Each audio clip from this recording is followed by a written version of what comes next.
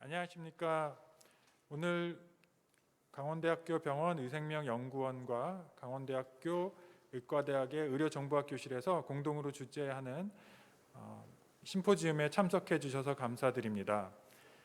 이번 학기부터 강원대 의과대학의 의료정보학교실이 개설이 되어서 앞으로 학생들이 새로운 환경에서 졸업하고 나서 여러 디지털 헬스케어나 아니면 의료 인공지능에 많이 접하게 될 텐데, 그것들을 포함해서 여러 의료 정보가 필요한 상황에서 잘 대처할 수 있도록 교육을 할 수 있는 계기가 되어서 굉장히 좋은 일이라고 생각을 합니다.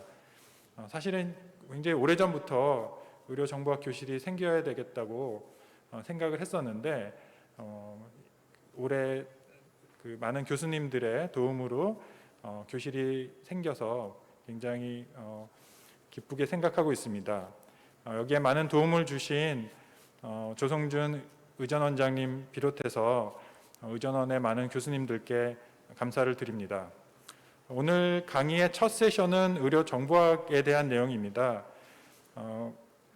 앞으로 의료정보학이 많이 중요할 거라고는 생각이 되지만 또 의과대학에서 많은 부분을 이제 교육해야 되겠다고 생각하지만, 아직 의료정보학이 어떤 학문이고 어떤 내용을 학생들에게 교육해야 되는지에 대해서는 아직 논란이 많이 있을 수 있습니다. 어떤 분들은 코딩부터 해서 굉장히 테크니컬하게 많은 것을 가르쳐야 된다고 주장하시는 분도 있고, 또 어떤 분들은 개괄적으로 이해하는 데 필요한 것이 더 중요하다고 생각할 수도 있는데, 그런 부분에 대해서 오늘 강의와 토론이 이루어졌으면 하고요. 또 두 번째로 결국 의료 정보라는 것은 병원에서 생성되는 많은 정보들이 있는데, 이러한 병원들의 정보를 가지고 연구를 한 사례들을 발표를 할 예정이고, 특히나 CDM을 이용해서 굉장히 훌륭한 업적을 내신 교수님의 강의가 포함되어 있어 오늘 유익한 강의가 될 거라고 생각됩니다. 오늘 참여해 주신 많은 분들께 감사를 드리고, 다음은 강원대학교 병원장님의 축사가 있겠습니다. 안녕하십니까. 강원대병원장 이승준입니다. 오늘 강원대병원 의생명연구원과 의과대학 의료정보학 교실이 처음으로 공동 심포지움을 갖게 되었습니다. 매우 뜻깊은 자리로 생각합니다. 지난 2년 동안 강원대병원과 산하의생명연구원은 4차 산업 대비한 조직을 정비하고 관심 있는 연구 클러스터를 만들어 왔습니다. 최근에 데이터 중심 병원 선정, 스마트 병원 선도 모델 지원 사업 선정, 디지털 치료기기 지원 사업 선정 등 향후 10년의 R&D 사업을 주도할 기반 연구 사업에 큰 성과를 내고 있습니다. 의과대학의 의료정보학 교실은 최근 설립되었고, 오늘 그 첫걸음으로 병원의 의생명연구원과 공동 심포지움을 갖게 되었습니다. 교실의 설립과 시작을 준비해 주신 분들께 이 자리를 빌어 치하의 말씀을 드립니다. 한 가지 아쉬운 것은 이런 방대한 R&D 사업이 더 많은 교수들의 참여가 있었으면 하는 것입니다.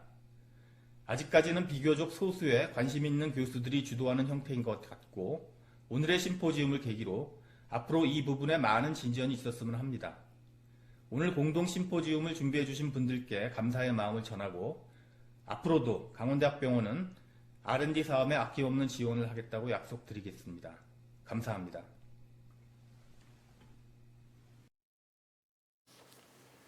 다음은 강원대학교 의학전문대학원장이신 조성준 교수님의 축사가 있겠습니다.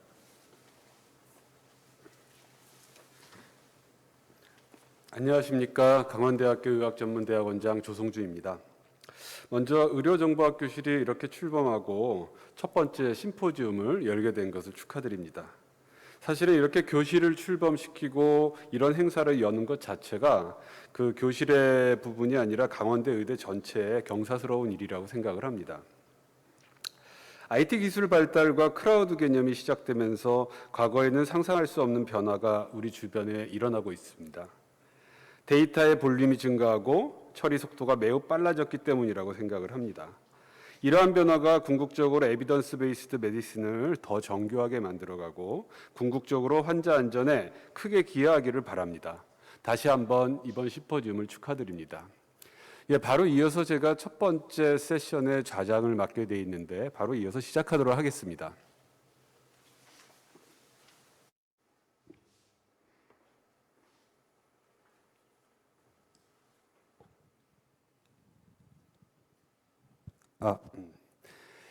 첫 번째 세션의 그 대주제는 의료 정보학에 대한 그 개요와 그 교육의 어떤 필요성이 있는지에 대한 그 강의입니다. 첫 번째 그 연자는 그 서울대 의공학교실에 재직 중이신 최진욱 교수님이십니다.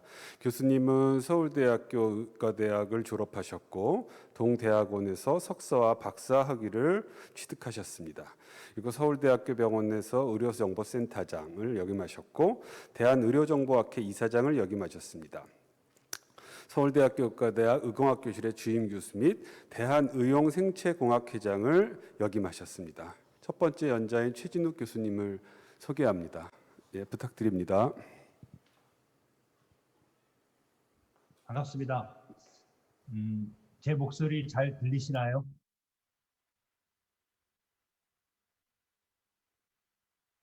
예, 잘 들립니다. 최 교수님. 네. 네, 그러면 제가 제 강의 파일을 공유하고 시작하도록 하겠습니다.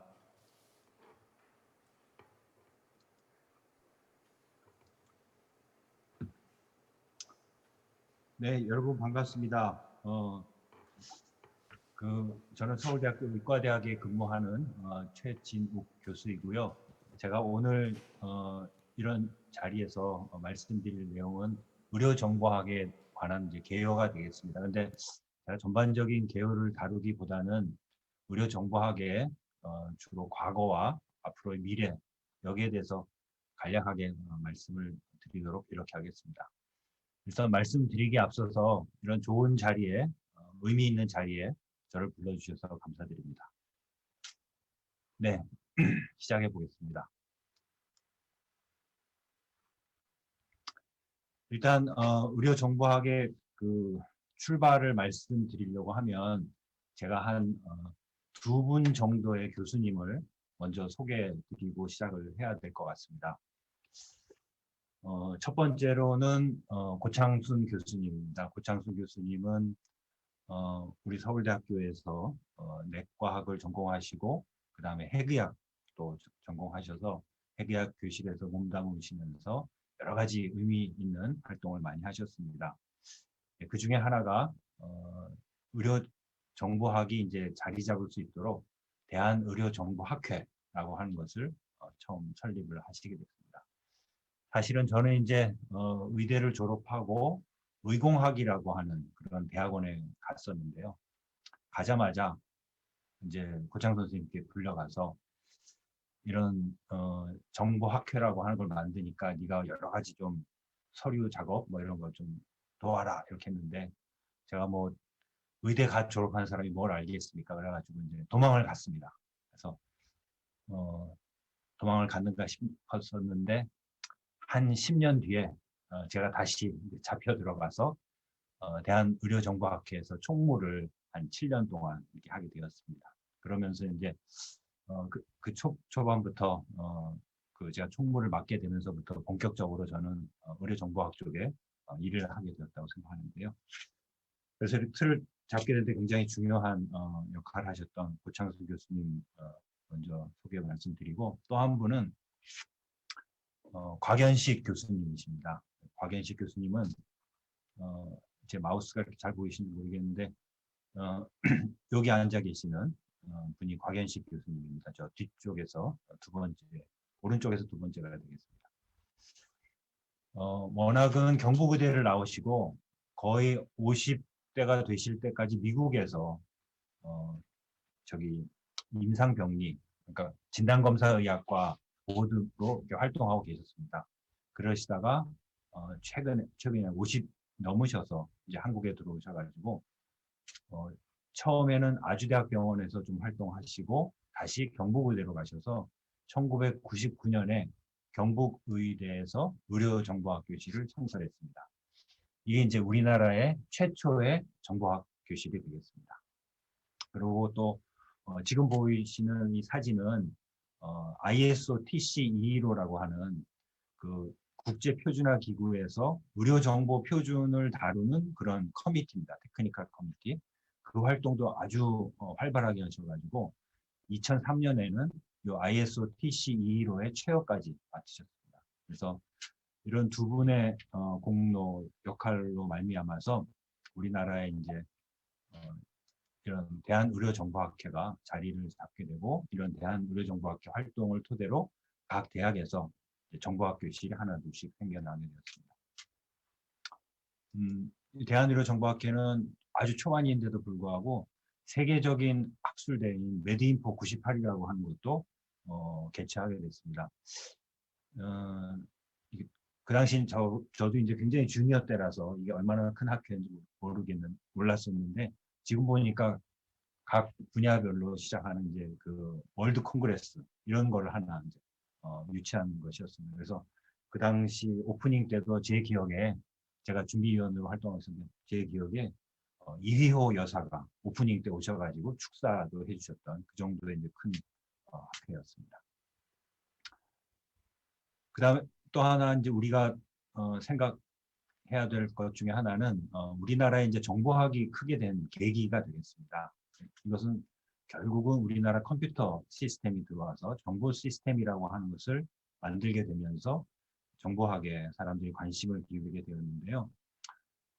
우리나라에서 1세대 의료정보 시스템은 1978년도에 시작했습니다.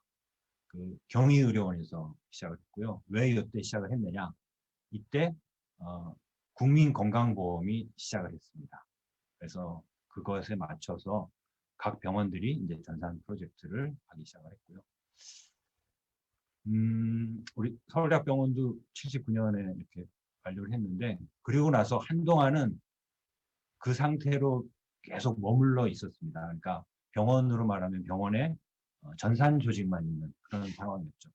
그러던 우리 한국에 의료 정보라고 하는 것에 대해서 새롭게 눈뜰 수 있게 해준 게 1994년도에 삼성의료원이 OCS라고 하는 시스템을 가지고 이렇게 오픈한 그런 사건이었습니다.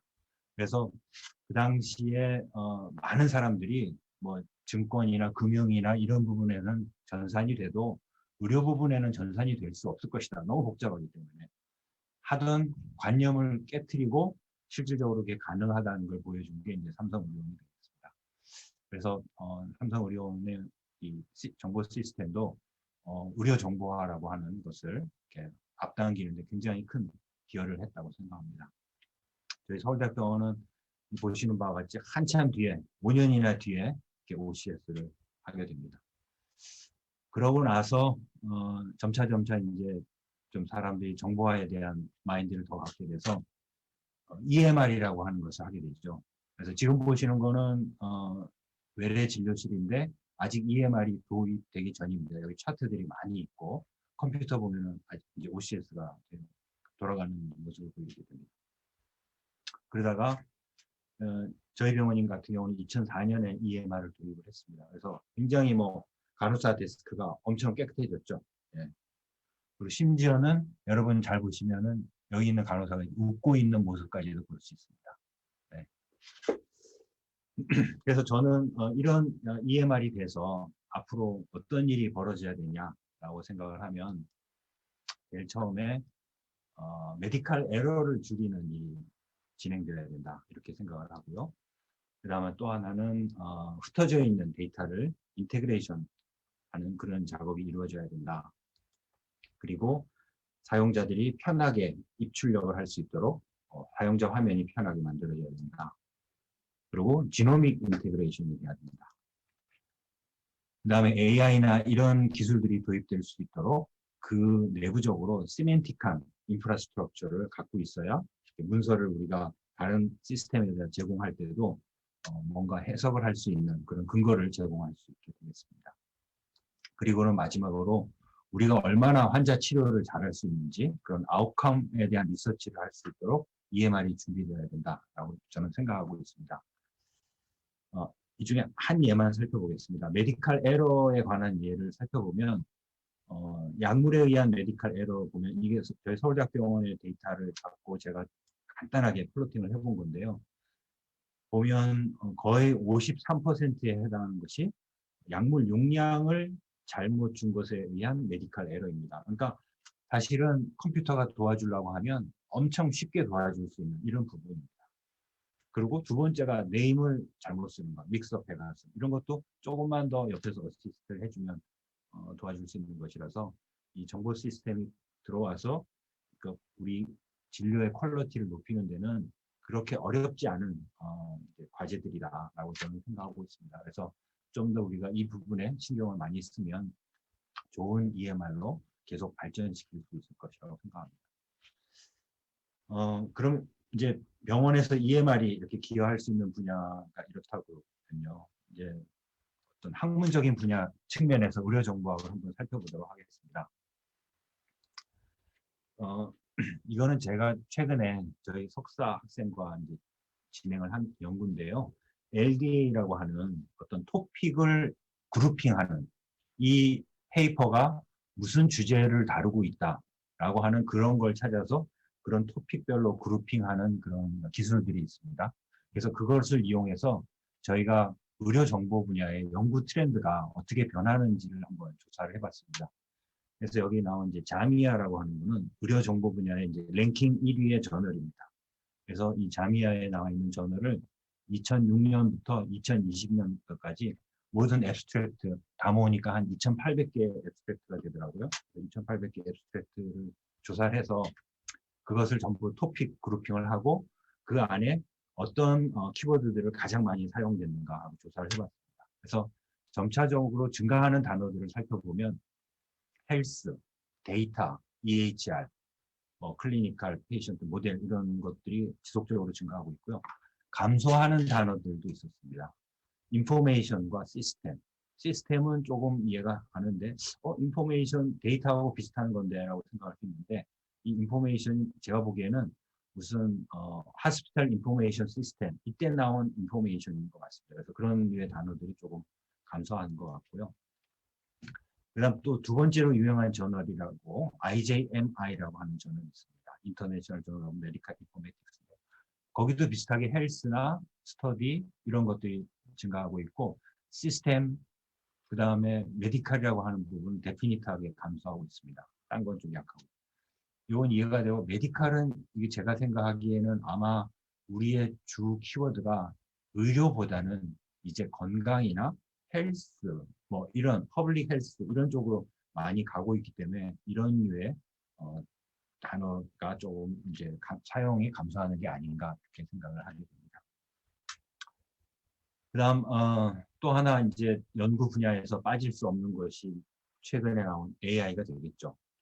그래서 제가 권해드리면 혹시 여러분 나중에 시간이 되시면 요 유튜브 링크를 클릭해서 요 유튜브를 한번 보시기를 권해드립니다. 좀 1시간 40분이어서 길긴 하지만 요 링크가 좀 작동하지 않으면 AI in Real World라고 해서 보시면은 여기 에릭 토폴이라고 하는 수학과 의사인데 굉장히 그 정보 기술에 관한 좋은 책도 많이 쓴 이런 의사입니다. 그리고 앤드류 응이라고 또 인공지능 분야에서 굉장히 교육 머티리얼을 많이 만들어내고 있는 그 두 사람이 주로 나와서 대담을 하는 그런 내용입니다. 그래서 참고해서 보시면 상당히 도움이 될 것이라고 생각합니다. 그 AI에 대해서 한번 살펴보겠습니다. 보시면은 얼마나 AI에 관한 투자가 프라이빗 투자가 이루어지고 있느냐. 우리나라 돈으로 하니까 이게 40조라서 요즘에 돈 단위가 하도 커지고 그렇게 많이 크다는 느낌은 안 드는데요. 40빌리언입니다. 그래서 네, 2009년부터 시작해가지고 이렇게 쭉 증가하는 그런 모습을 볼 수 있고요. 또 AI 페이퍼가 퍼블리시된 것도 보면 2015년, 16년 지나고 나서부터 AI 관련된 페이퍼가 굉장히 많아지는 것을 볼 수 있습니다. 그리고 인베스트먼트가 일어나는 분야를 살펴봐도 가장 많은 분야가 오토노머스한 드라이빙, 자율주행 자동차 쪽에 1위고 두 번째가 캔서 드럭 디벨롭먼트에 굉장히 많은 AI가 사용되고 있고 그쪽 투자가 활발하게 이루어지고 있다라는 것을 알 수 있습니다. 뭐 다 이제 관심 있으시겠지만 정말로 AI에 관해서는 많은 연구 활동이 의료 쪽에 이루어지고 있는 것 같습니다. 제가 보여드리고 있는 이 자료는 이거는 오바마 대통령 시절에 대통령의 기술 자문 기구라고 있습니다. Executive Office of Presidential National Science and Technology Council이라고 있는데 여기서 미국이 AI를 위해서 어떻게 준비해야 되느냐 하는 것을 이제 일종의 이제 다큐멘터리를 만들어냈는데 그 내용에 보면 AI가 의료 쪽에도 사용될 수 있는데 가장 쉽게 적용할 수 있는 분야가 영상의학과 분야하고 패솔로지 분야다라고 이야기하고 있으면서 특히 패솔로지 분야는 어떤 저널의 이제 보고에 의하면 패솔로지스트가 에러율을 만들어내는 게 한 3.5% 정도 만들어낸다고 합니다. 그다음에 아워 모델은 이걸 발표한 팀의 모델인데 그 팀의 모델에서의 에러율은 7.5%인데 이거 둘을 합쳐서 해보게 했더니 0.5%로 이렇게 줄었습니다. 3.5%가 패솔로지스트가 이런 도움을 받으면 0.5% 정도밖에 에러를 만들어내지 않는다 하면서 이 대통령의 자문기구에서 AI 쪽에 이런 투자를 하십시오라고 이제 권하고 있습니다. 유사한 얘기를 하나 사례를 말씀드리면 이거는 이제 저의 저 하고 있는 프로젝트에서 일어난 일입니다. 저희가 보건복지부의 과제를 받아서 AI를 개발하는 건 아니고 AI 하는 사람들을 위한 자료를 준비하는 프로젝트를 하고 있는데요. 그러다 보니까 이제 병리 자료인데 그 암이 있는 부위를 이렇게 아노테이션해서 제공을 해야 됩니다. 근데 심플하게 아노테이션 할 수도 있지만 이런 전립선 계열은 굉장히 꼬불꼬불한 거가 있기 때문에 저희 한 팀이 AI를 개발해서 먼저 AI가 이 마진을 잡고 이 마진을 다시 병리과 의사가 세부 조절을 해가지고 이제 이렇게 마킹을 한 다음에 트레이닝 머티리얼로 제공을 해줍니다. 그런 방식을 저희가 택하고 있는데 어느 날 워크숍을 하면서 미팅을 했더니 여러분 보시는 이쪽 표현이 그라운드 트루스라고 하는 게 진짜 의사가 한 부분이고요. 그다음 프레딕티드 마스크는 이제 AI 팀에서 개발한 거가 마진을 찾아내는 것입니다. 근데 여기 있는 스코어가 얼마나 정확하게 찾았냐 하는 스코어인데요. 1에 가까울수록 100점에 가까운 겁니다. 그 개발팀이 하는 말이 자기네가 했는데 간혹 실수를 해서 아직 스코어가 1에 가깝지 않다. 0.41, 4.1, 0.41, 41점 정도 된다라고 하면서 그 잘 못 맞히는 사례를 보여줬어요. 그랬더니 병리과 선생님이 가만히 이 슬라이드를 보더니 내가 이거 못 찾아서 내가 잘못 그려준 거가 맞네요. 여기에 그 AI가 찾은 게 맞습니다. 이게 실제 암이 있는 위치가 맞습니다라고 하더라고요. 그래서 이 정도면은 꽤 쓸만하구나 이렇게 저희도 생각을 하게 되었습니다. 그다음에 이제 제가 주로 연구하는 분야는 주로 텍스트 프로세싱이라고 하는 분야, 자연어 처리의 한 파트라고 할 수 있는데요. 그쪽 분야를 하고 있는데 제가 2017년도에 밴쿠버에서 열리는 그런 자연어 처리 학회, 큰 학회입니다. 거기에 참석을 했더니 그 당시에 학회 발표된 논문의 일부입니다. 그중에 빨간 줄 친 게 인공지능을 이용한 그런 발표 내용이에요. 나머지는 아직 아니죠. 한 30~40%가 인공지능을 이용한 것이었는데 그 다음에 갔더니 한 80%, 그 다음에 갔더니 거의 뭐 모든 것이 다 인공지능에 관련된 연구로 할 정도로 인공지능이 아주 급속하게 발전하고 있었습니다. 저희 연구실에서도 이제 비슷한 류의 연구를 하나 하고 있는데 이건 뭐냐면은 영상의학과 체스트 엑스레이를 보고 판독문을 만들어내는 그런 연구를 하나 하고 있습니다. 그래서 환자의 데이터와 정상 가슴 사진 데이터를 넣어서 인공지능을 트레이닝 시키고 영상에 대한 트레이닝 한 것을 다시 이쪽에다가 판독문을 만드는 또 인공지능 부분을 트레이닝 시킵니다. 그래서 이쪽 인풋으로는 해당하는 판독문을 이제 쭉 넣어서 이제 트레이닝을 시키고 그 다음에 이제 원논문 샘플을 주면 이제 판독문을 만들어내도록 이렇게 하고 있습니다. 이게 나온 샘플의 예 중에 하나인데요. 보시면 그라운드 트루스니까 이거는 실제 영상의학과 전문의가 판독한 내용이고요. 이 블루로 되어 있는 부분이 네거티브한 부분입니다. 정상이 아니라 앱노멀 파인딩입니다. 그래서 미니멀 디제너레티브 체인지가 소라식 스파인에 있다라고 했는데 얘도 디제너레티브 체인지가 present in 그다음에 소라식 스파인은 얘가 아직 러닝을 못 해가지고 언노운이라고 이렇게 표현을 합니다. 이와 같이 보면 뭐 아주 뭐 정확하진 않습니다만 얼추 비슷하게 인공지능이 따라가고 있는 것을 볼 수 있습니다. 그 다음에 이제 최근에는 보니까 이런 인공지능이 클리니컬 트라이얼에 활용되는 것조차도 활용되기도 이제 시작을 했습니다.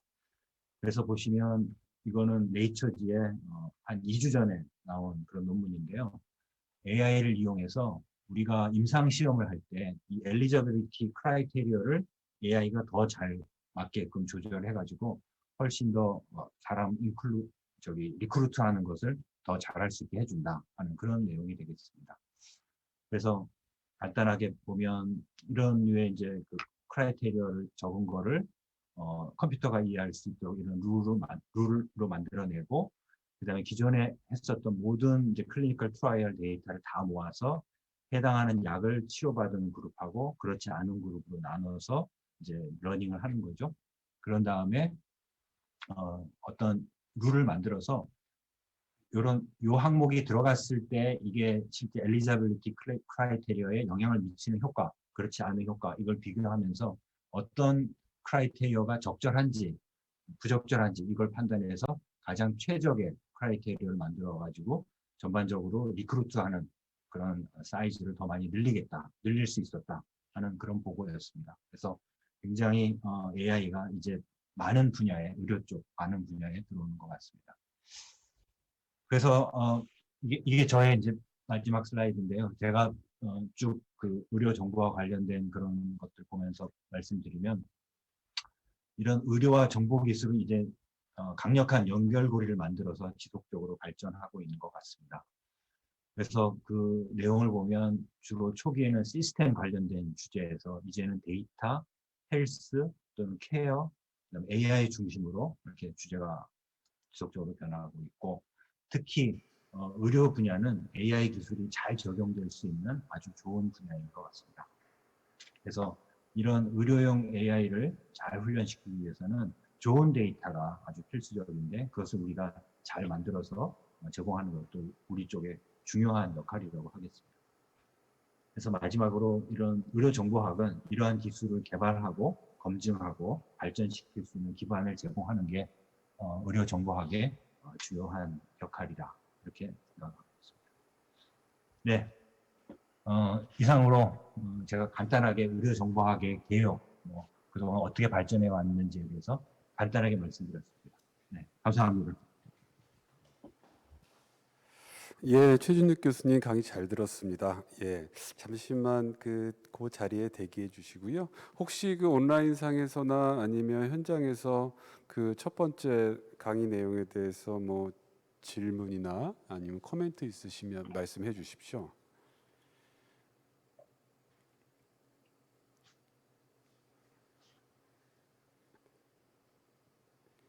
예, 아마도 그런 질문이나 그런 건 없는 것 같은데요. 그 최진욱 교수님 제가 하나 여쭤보겠습니다.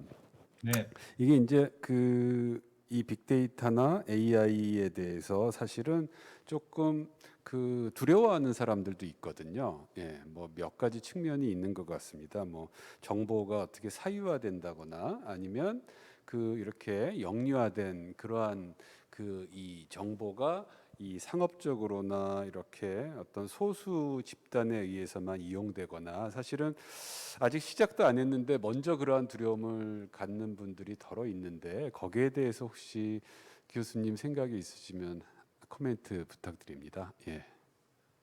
네, 그런 우려가 조금은 있는 것 같습니다. 그래서 혹시 너무 비즈니스하고 연결이 돼가지고 이 정보를 쓰려고 하면 굉장히 많은 부담을 지게 되고 또 기득권을 가진 팀에서는 그런 것을 잘 활용하고 그렇지 않은 데서는 못해서 기술 격차가 더 멀어지는 게 아닌가라고 할 수도 있는데요.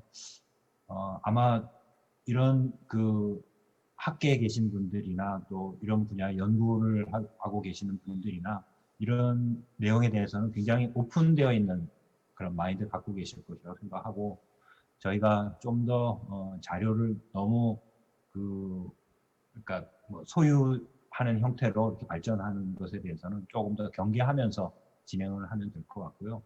제가 보기에는 오히려 뭐 그런 우려보다도 오히려 그 앞서 나가는 팀에서는 이런 자료를 조금 더 잘 오픈해 주려고 하는 그런 활동들이 더 의미가 있게 잘 진행되고 있는 것 같습니다. 그래서 그런 염려보다는 오히려 제가 이런 활동을 하다 보니까 우리가 갖고 있는 데이터가 굉장히 값진 거라고 생각했는데 실제 값진 줄 알고 이렇게 펼쳐보니 너무 많은 그 교정해야 될 부분이 있어서 잘 사용 못하는 경우가 좀 있습니다. 그래서 그런 형태로 자료를 우리가 잘 정제하는 것, 그리고 필요한 사람들이 잘 쓸 수 있도록 좀 준비해 주는 것, 뭐 이런 내용에 대해서 조금 더 우리가 투자를 오히려 좀 해주면 더 좋겠다.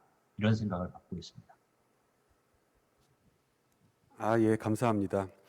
최진혁 교수님, 저기 소중한 시간에 좋은 강의해 주시고 또 저희 교실의 출범을 축하해 주신 점 다시 한번 거듭 감사드립니다. 감사합니다.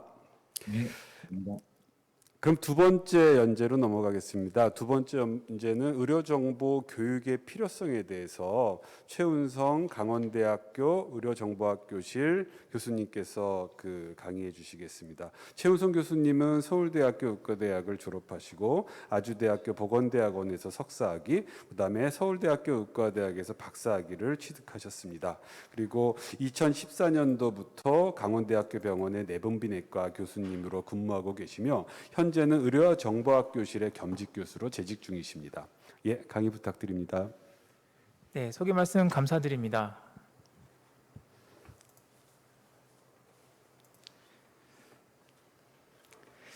제가 오늘 그 주제를 받은 내용은 의료정보학 교육의 필요성에 대해서 발표를 준비하라고 말씀을 주셨습니다. 일단은 앞서서 최진욱 교수님께서 의료정보학의 필요성에 대해서는 많이 말씀을 해주신 것 같습니다. 그래서 지금 여러 가지로 발전이 굉장히 빠르게 되고 있고, 그리고 거기에 대해서 저희가 이제 발맞춰 가야 되는 것도 맞는 시대적인 상황이고, 저희가 또 그런 학생들을 교육해야 되는 것도 맞는 말 같습니다. 당연한 얘기죠. 근데 이제 문제는 저희가 학생들을 교육하는 입장에서 이 학생들을 어떤 것을 교육을 해야 될지 이런 것들에 대해서는 아직 그렇게 고민을 해본 적이 없는 것 같습니다. 이번 발표를 준비하면서도 많은 고민을 하게 됐는데요. 거기에 대해서 미지나나마 이번에 제가 고민했던 것을 같이 공유를 하고자 합니다. 일단은 의료정보학의 필요성에 대해서는 앞서도 말씀드리셨고 여기서 온라인으로 시청하시는 여러 교수님들도 같은 생각하고 계실 겁니다. 그래서 빅데이터 아니면은 인공지능, 그다음에 웨어러블 디바이스를 필두로 하는 IoT, 그걸 가지고 저희가 이제 하고 궁극적인 목표인 프리시전 메디슨이나 어떤 CDSS 이런 것들 서비스까지 아마 생각을 하려면 어쨌거나 의료정보학은 저희가 꼭 갖춰야 되는 이제 도구가 되는 거죠. 근데 일단 저희가 이렇게 연구를 해서 어떤 의미 있는 서비스를 아니면 어떤 결과를 낸다고 하는 건 하는데, 그렇다면 우리 학생들은 어떻게 해야 할 것인가, 거기에 대한 얘기는 좀 더 다른 차원의 얘기인 것 같습니다. 그래서 이제 의료정보학 교육의 필요성이 그럼 어떻게 해야 되느냐, 좀 막연한 질문이어서 조금씩 이제 생각을 조금 다듬어 봤는데요.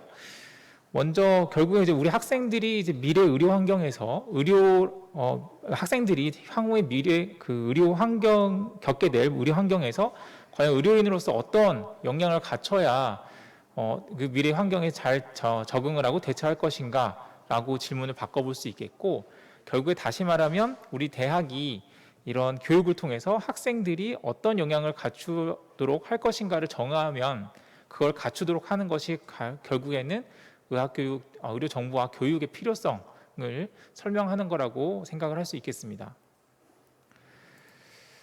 결국에는 이제 저희 대학은 이제 교육 목표가 있습니다. 그래서 그 교육 목표를 따져 보면 그 교육 목표에 있어서 의료정보학 개념이 개념 의료 정보학 관점에 있어서 그런 목표들을 어떻게 달성할 수 있는가 이렇게 좀 생각을 구체화시켜봤습니다. 이후 발표는 각 항목에 대해서 의료 정보학 관점에서 필요한 것들을 예시나 이런 것들을 적절히 섞어서 말씀을 드리겠습니다. 네. 목표를 먼저 보시면 첫 번째로는 인류애를 바탕으로 윤리적 가치를 배우도록 해야 되고요. 두 번째로는 의과학적 전문성과 인문학적 사고로 균형 있게 보건의료 문제에 접근하는 진료 역량을 갖추도록 해야 됩니다. 세 번째로는 이제 진료 역량을 넘어서 창의적으로 학습하고 스스로 평가하고 지속적으로 연구할 기초 역량을 갖추도록 하는 것이 또 저희 대학의 교육 목표 중에 하나고요. 마지막으로는 이제 공동의 사회적 과제를 수행할 수 있는 역량도 저희가 학생들을 하여금 갖추도록 해야 되는 것이 이제 교육의 목표입니다. 이후에 이제 발표들은 이제 저의 개인적인 생각이기 때문에 이거는 앞으로도 이제 의료 정보학 교실 내에서 아니면은 의과대학 전체적으로 컨센서스를 만들어 나가야 되는 거고요. 이건 공식적인 의견은 아니라는 것부터 말씀을 드리겠습니다. 첫 번째 목표였던 인류애를 바탕으로 한 윤리적 가치에 대해서 한번 살펴보겠습니다. 먼저 요거를 보여드리면 이건 이제 보스턴 다이나믹스라고 하는 미국의 로봇 그 회사 전문 회사거든요. 최근에는 현대자동차가 인수를 한다고 해서 이슈가 됐던 회사인데 보시면 이제 로봇가 잘 걸어가고 있습니다. 근데 이렇게 발로 뻥 차도 전혀 미끄러지는 것 같지만 아주 균형을 잘 잡고 있습니다. 처음에 이거 영상을 보고서 제가 굉장히 깜짝 놀랐는데 제가 깜짝 놀랐던 건 두 가지였습니다. 한 가지는 이렇게 쳐도 안 넘어가는구나 라는 게 이제 첫 번째 놀랐던 거고, 두 번째는 이 영상을 본 댓글들이 상당히 상상이었습니다. 너무 불쌍하다. 어떻게 이렇게 학대를 할 수가 있냐. 이제 이런 비난이 쇄도를 했던 거죠. 보스턴 다이나믹스에. 근데 사실 이것은 이제 로봇이고 생물이 아니거든요. 그래서 학대라는 개념 자체가 성립이 안 되는 것 같습니다. 예를 들면 제가 일을 하다가 너무 화가 나서 펜을 던졌는데 그 펜에다 학대를 했다고 볼 수는 없지 않겠습니까? 어쨌거나 이 경우도 사람들이 우리가 이제 이런 감정을 이입을 하면서 느낀다는 거죠. 결국에는 개발자 입장에서는 아무것도 아닌 것처럼 보이는 게 실제로 사용자 입장에서는 뭔가 굉장히 감정을 흔들 수도 있고 어떤 가치관에 영향을 줄 수 있는 그런 도구로 사용될 수 있다는 게 또 한 가지 좀 제가 생각해야 될 부분이라고 느끼고 있습니다. 이거는 그런 문제였는데 최근에 또 이슈가 더 된 게 있었습니다. 이게 이루다 서비스라고 해서 그 인공지능 챗봇 서비스였는데요. 좋다 하다가 한 가지 이슈가 터지게 됐습니다. 이런 이렇게 사회적으로 아직 정리되지 않은 그 상황에 대해서 굉장히 편파적인 대답을 내놓게 됐고, 이런 것들이 어떤 잘못된 데이터 학습을 통해서 이런 것들이 실제로 구현이 됐다는 것 자체가 문제가 됐고, 결국에 서비스는 이제 종료를 하게 됐죠. 문제는 이렇게 서비스 결과가 나오게 되면 이런 서비스는 이제 없어져야 마땅하다. 이런 것들은 좋지 않다라고 얘기는 할 수 있는데, 그러면은 뭐가 잘못됐냐 이런 것들에 대해서 구체적인 기준을 가지고 저희가 판단을 할 줄 알아야 될 것 같습니다. 이런 기준에 대해서는 이제 대한인공지능윤리협회라는 게 또 있더라고요. 거기서 성명서를 또 낸 게 있습니다. 그래서 여러 가지 측면에서 잘못된 면을 이제 조목조목 따지고 있는데요. 첫 번째로는 데이터 자체가 개인정보 보호랑 상관없이 불법적으로 얻어진 데이터, 그 사용자의 데이터를 불법적으로 사용했다는 게 첫 번째 문제가 됐던 거고, 거기에 대한 고지가 없었던 거고요. 그다음 이 도구 자체가 약간 이제 사람들로 하여금 이 이루다 챗봇을 성희롱하는 여러 가지 그런 도구로 사용되는 그런 서비스가 되었다는 게 또 한 가지 문제였습니다. 마지막으로는 이렇게 좀 문제가 된 서비스 자체가 사용층이 젊다 보니까 잘못된 인식을 심어줄 수 있는, 그러니까 결국에 직접적으로 사람에게 해를 줄 수 있는 어떤 영향을 끼칠 수 있는 서비스였다. 이런 여러 가지 세 가지 문제가 있기 때문에 이 서비스는 잘못됐다라고 이제 성명서를 냈던 것이죠. 결국에는 우리가 어떤 인공지능이 됐든 어떤 의료정보학 어떤 기술이 됐든 간에 이것이 윤리적으로 타당한가 합당한가에 대해서는 어떤 기준 준거가 필요할 텐데요. 거기에 대해서는 여러 가지 나라마다 아니면 회사마다 각각 준거를 설정을 하고 있습니다. 최근에는 이제 그 과기정통부에서 주도로 이렇게 인공지능 윤리 기준이라고 작년 말에 또 선포를 한 게 있었습니다. 그래서 3대 기본 원칙을 지켜야 된다. 첫 번째로는 인간 존엄성의 원칙, 인간이 제일 중요하다. 어떤 도구랑 이게 어떻게 뭐 뒤바뀌거나 이렇게 할 수 없다. 두 번째는 이렇게 나온 자료나 이런 혜택들이 공공적으로 선을 끼쳐야 된다. 그러니까 공공적으로 퍼져야 된다. 이제 그런 원칙이 있고요. 세 번째는 목적 자체가 한목적적이어야 된다. 목적이 잘 맞아야 된다. 이런 세 가지 원칙을 제시를 했고, 그렇게 이런 세 가지 원칙을 잘 수행하기 위해서는 10가지의 핵심 요건을 갖추고 있어야 된다라고 제시를 하고 있습니다. 결과적으로 우리가 어떤 서비스를 개발할 때는 공학적 측면에서만 다룰 것이 아니라 이 서비스가 향후에 그 어떤 사용자나 아니면 그 퍼블릭한 어떤 그 공공 사회에서 미칠 수 있는 영향까지 우리가 예상을 하고 그다음에 거기에서 판단을 적합하게 해야 되는 그런 능력을 갖춰야 된다고 보겠습니다. 그래서 일단 윤리는 이제 이렇게 넘어가고요. 두 번째였던 이제 의과학적 전문성과 인문학적 사고, 이 뒤에 이제 진료 영향이 있었는데요. 이건 이제 진료랑은 크게 상관은 없으니까 요 부분에 대해서 여기에 해당하는 내용을 좀 살펴보겠습니다. 결과적으로는 이제 의료정보학도 그 환자 진료, 환자 건강과 관련된 데이터들을 저희가 이제 수집된 거를 가지고 그거를 다른 목적으로 사용하는 이제 그런 연구들을 많이 하는 것이죠. 근데 이제 데이터는 굉장히 많습니다. 뭐 여기 임상 교수님들은 당연히 아시겠지만 환자가 처음 와서 여러 가지 검사를 하고 치료하는 도중에도 계속 검사를 하고 그 추적 관찰된 결과를 가지고 저희가 어떤 임상적 디시전을 내리고 거기에 대해서 뭐 계속 진료를 하고 이렇게 진행을 하죠. 그 과정에서 여러 가지 검사를 하게 되는데 사실 일반인들은 그 검사 결과를 보더라도 이게 어떤 의미인지 알 수가 없습니다. 그것을 해석해 주는 건 전문가의 영역이거든요. 예를 들면 당화혈색소를 재고 공복혈당 재고 자가혈당을 측정하는 결과값은 일반인도 볼 수는 있습니다. 데이터를 받으면. 하지만 그게 뭘 의미하는지는 전문가, 그러니까 의학적 지식을 가진 전문가가 거기에 대한 판단을 내려줘야 되는 것이죠. 이런 데이터들을 많이 모아서 여기 뭐 엔지니어나 어떤 데이터 사이언티스트가 본다 하더라도 그것이 어떤 걸 의미하는지는 사실 의학적 기본 지식이 있지 않으면 알기가 어려운 면이 있고 또 그런 배경 없이 해석을 하게 되면 잘못된 결과로 이어질 수가 있게 됩니다. 갑상선 기능 검사도 역시나 뭐 호르몬이 어떻게 변하고 있을 때 이것이 질병이 어떤 질병 상태다 이런 것들은 판단을 해주는 거고 크게 뭐 전산 쪽으로 말을 하게 되면 일종의 매핑을 하게 되는 것이죠. 뭐 폐기능 검사 뭐 저는 해석할 줄 모르지만 뭐 이런 것들도 뭐 어떤 뭐 천식이냐, 뭐 만성 폐질환이냐 이런 것들도 어떤 전문가적인 그 난리지가 있어야 이런 것들 해석을 할 수가 있습니다. 굉장히 뭐 의료는 뭐 이런 것들이 굉장히 다양하고 복잡하기 때문에 이런 어떤 서비스를 만드는 데 있어서 의사의 의학적 지식을 가진 의료인의 참여는 뭐 필수적이라고 할 수밖에 없을 겁니다. 문제는 이런 데이터들이 굉장히 많이 늘어나고 있고요. 요거는 이제 애플 와치에서 측정한 심전도인데요. 실제로 그 심방 세돈을 발견을 해가지고 진료를 했던 케이스가 이제 인터넷에 올라온 게 있었습니다. 그다음 이제 밑에 있는 것은 요거부터요. 요건 이제 자가 이제 연속 증적 혈당기인데요. 요거는 요새는 하도 기술이 좋아져서 팔에다가 붙이면 미세한 전극에서 지속적으로 혈당을 측정해서 스마트폰으로 저장을 해서 한 2주 뒤에 의사한테 보여줄 수 있는 리포트 형태로까지 만들어주는 서비스가 있습니다. 이제 당뇨 보는 의사 입장에서는 이제 환자가 한번 와가지고 아침에 제 혈당 갖고 판단을 했어 왔던 상황인데 이제 환자가 이렇게 쭉 혈당 패턴을 쭉 가지고 오게 되면 이제 당황할 수밖에 없습니다. 그래서 이걸 어떻게 해석을 해야 되는가? 여기에 대한 교육도 앞으로는 계속 필요하게 되는 것이죠.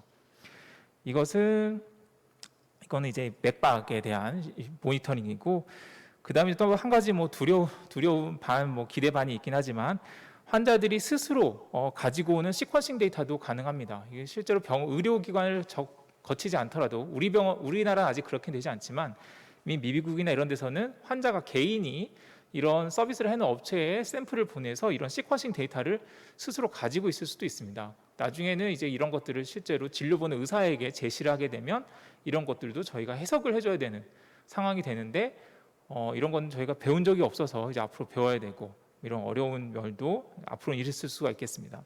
어쨌거나 우리가 앞으로도 해석해야 될 데이터들이 굉장히 늘어날 것이고 여기에 대한 내용도 교육도 해야 되고 그것을 어떻게 잘 도와줄 수 있는 어떤 서비스도 의료인이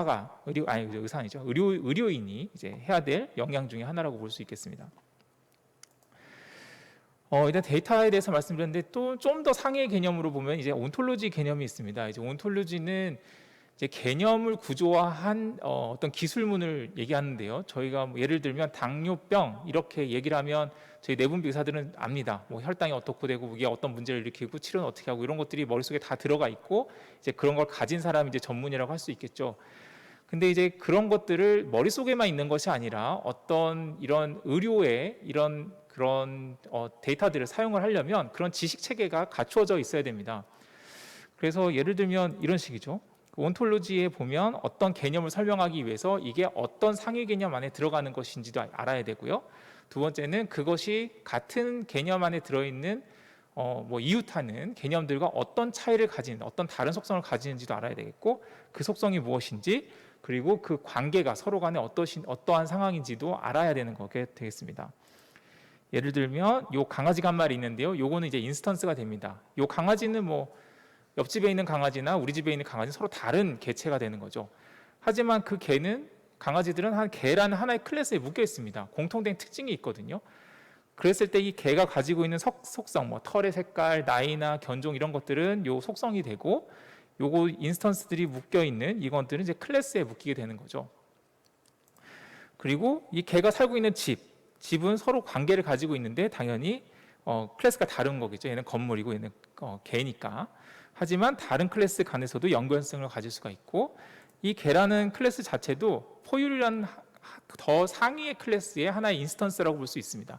이렇게 굉장히 복잡한 구조를 가지게 되는데 이런 것들이 의학 용어에서도 굉장히 복잡하게 있다는 건 잘 알고 계실 겁니다. 이런 것들이 정립이 되어 있는 기술문이 있어야 어떤 데이터를 가지고 이게 어떻게 해석이 되는지 이런 것들을 정확하게 판단을 할 수가 있을 겁니다. 그럼 온톨로지 개념 그런 기술문은 여러 가지가 있는데요. 그 중에서 제일 광범위하게 쓰이고 있는 것이 스노메드 시티라는 것이고요. 요거 안에서는 어떤 개념에 대해서 아까 말씀드렸던 것처럼 상위 개념, 거기에 속성, 다른 것과의 관계 이런 것들이 다 표현이 되어 있습니다. 그래서 뭐 갑상선 항진증은 갑상선에 생기는 거고 호르몬이 올라가 있는 거고 치료는 항갑상선을 쓴다 이런 것들이 잘 구조화가 돼 있다면 어떤 환자의 뭐 의무 기록이나 이런 것들을 해석할 때 마치 사람 전문의가 해석하는 것처럼 이 의미를 알고 거기에 맞춰서 어떤 좋은 디시전을 내리는 데 도움이 될 것입니다. 역시나 보시다시피 이런 개념을 정립하는 데는 당연히 이런 개념을 알고 있는 의료인이 참여할 수밖에 없고 의료인만이 할 수 있는 일이라고 할 수 있겠죠. 그 다음에 또 다른 개념으로는 이제 알고리즘 자체에 대한 개념입니다. 그래서 여러 가지 아직은 뭐 굉장히 개발이 미미하긴 하지만 의료 정보학이라는 것에 뭐 제가 생각하는 개인적으로는 궁극적인 목표는 이런 디시전을 내리는데 도와주는 뭐 인공지능 의사까지가 아니더라도 의사가 어떤 디시를 내리는데 도움을 주는 정도의 역할을 해줄 수 있을 거다. 이게 궁극적인 목표라고 생각을 합니다. 결과적으로는 의사가 생각하는 것을 알고리즘으로 구현할 수 있어야 되고 그러자면 당연히 의사가 생각하는 것을 계속해서 얘기를 할 수 있어야 될 겁니다. 그러기 위해서는 여러 가지 용어들을 알아야지 이제 소통이 되겠죠.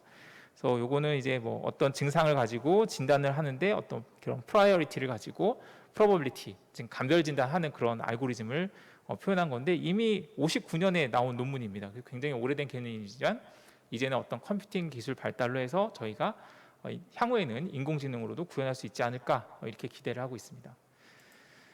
뭐 그것뿐만 아니라 뭐 흔하게 보는 가이드라인 형식의 어떤 트리 형식의 어떤 가이드도 가능한데요. 그래서 이렇게 만들어줄 수도 있고 이것도 역시나 70년대에 만들어진 건데요. 아직까지 상용화는 안 되는데 왜냐면 너무 불편한 면이 많아서 그런 거죠. 근데 이제는 여러 가지 기술이 발달해서 언젠가는 잘 사용할 수 있을 거라 생각합니다. 뭐 굉장히 복잡한 이제 네트워크도 90년대 와서 만들어지고 있는데 아직은 잘 뭐 연구가 활발한 것 같지는 않지만 뭐 결국에는 뭐 이런 일들이 뭐 저희가 하는 일 중에 큰 부분을 해야 되지 않을까 이렇게 생각합니다. 자, 그 다음으로 이제 이런 알고리즘을 만드는 것뿐만 아니라 알고리즘을 감시할 줄 알아야 된다고 생각합니다. 그래서 뭐 알고리즘이스트라고 하는 건데요. 이거는 데이터 사이언티스트, 그러니까 뭐 여러 가지 데이터를 수집을 해서 그 패턴을 분석을 하고 그래갖고 어떤 서비스를 만드는 데이터 사이언티스트가 한 일로부터 부당한 피해가 발생하는 걸 막고 거기에 대해서 뭐 복구하는 그런 인력이 있어야 되는데 당연히 알고리즘을 잘 알아야 될 겁니다.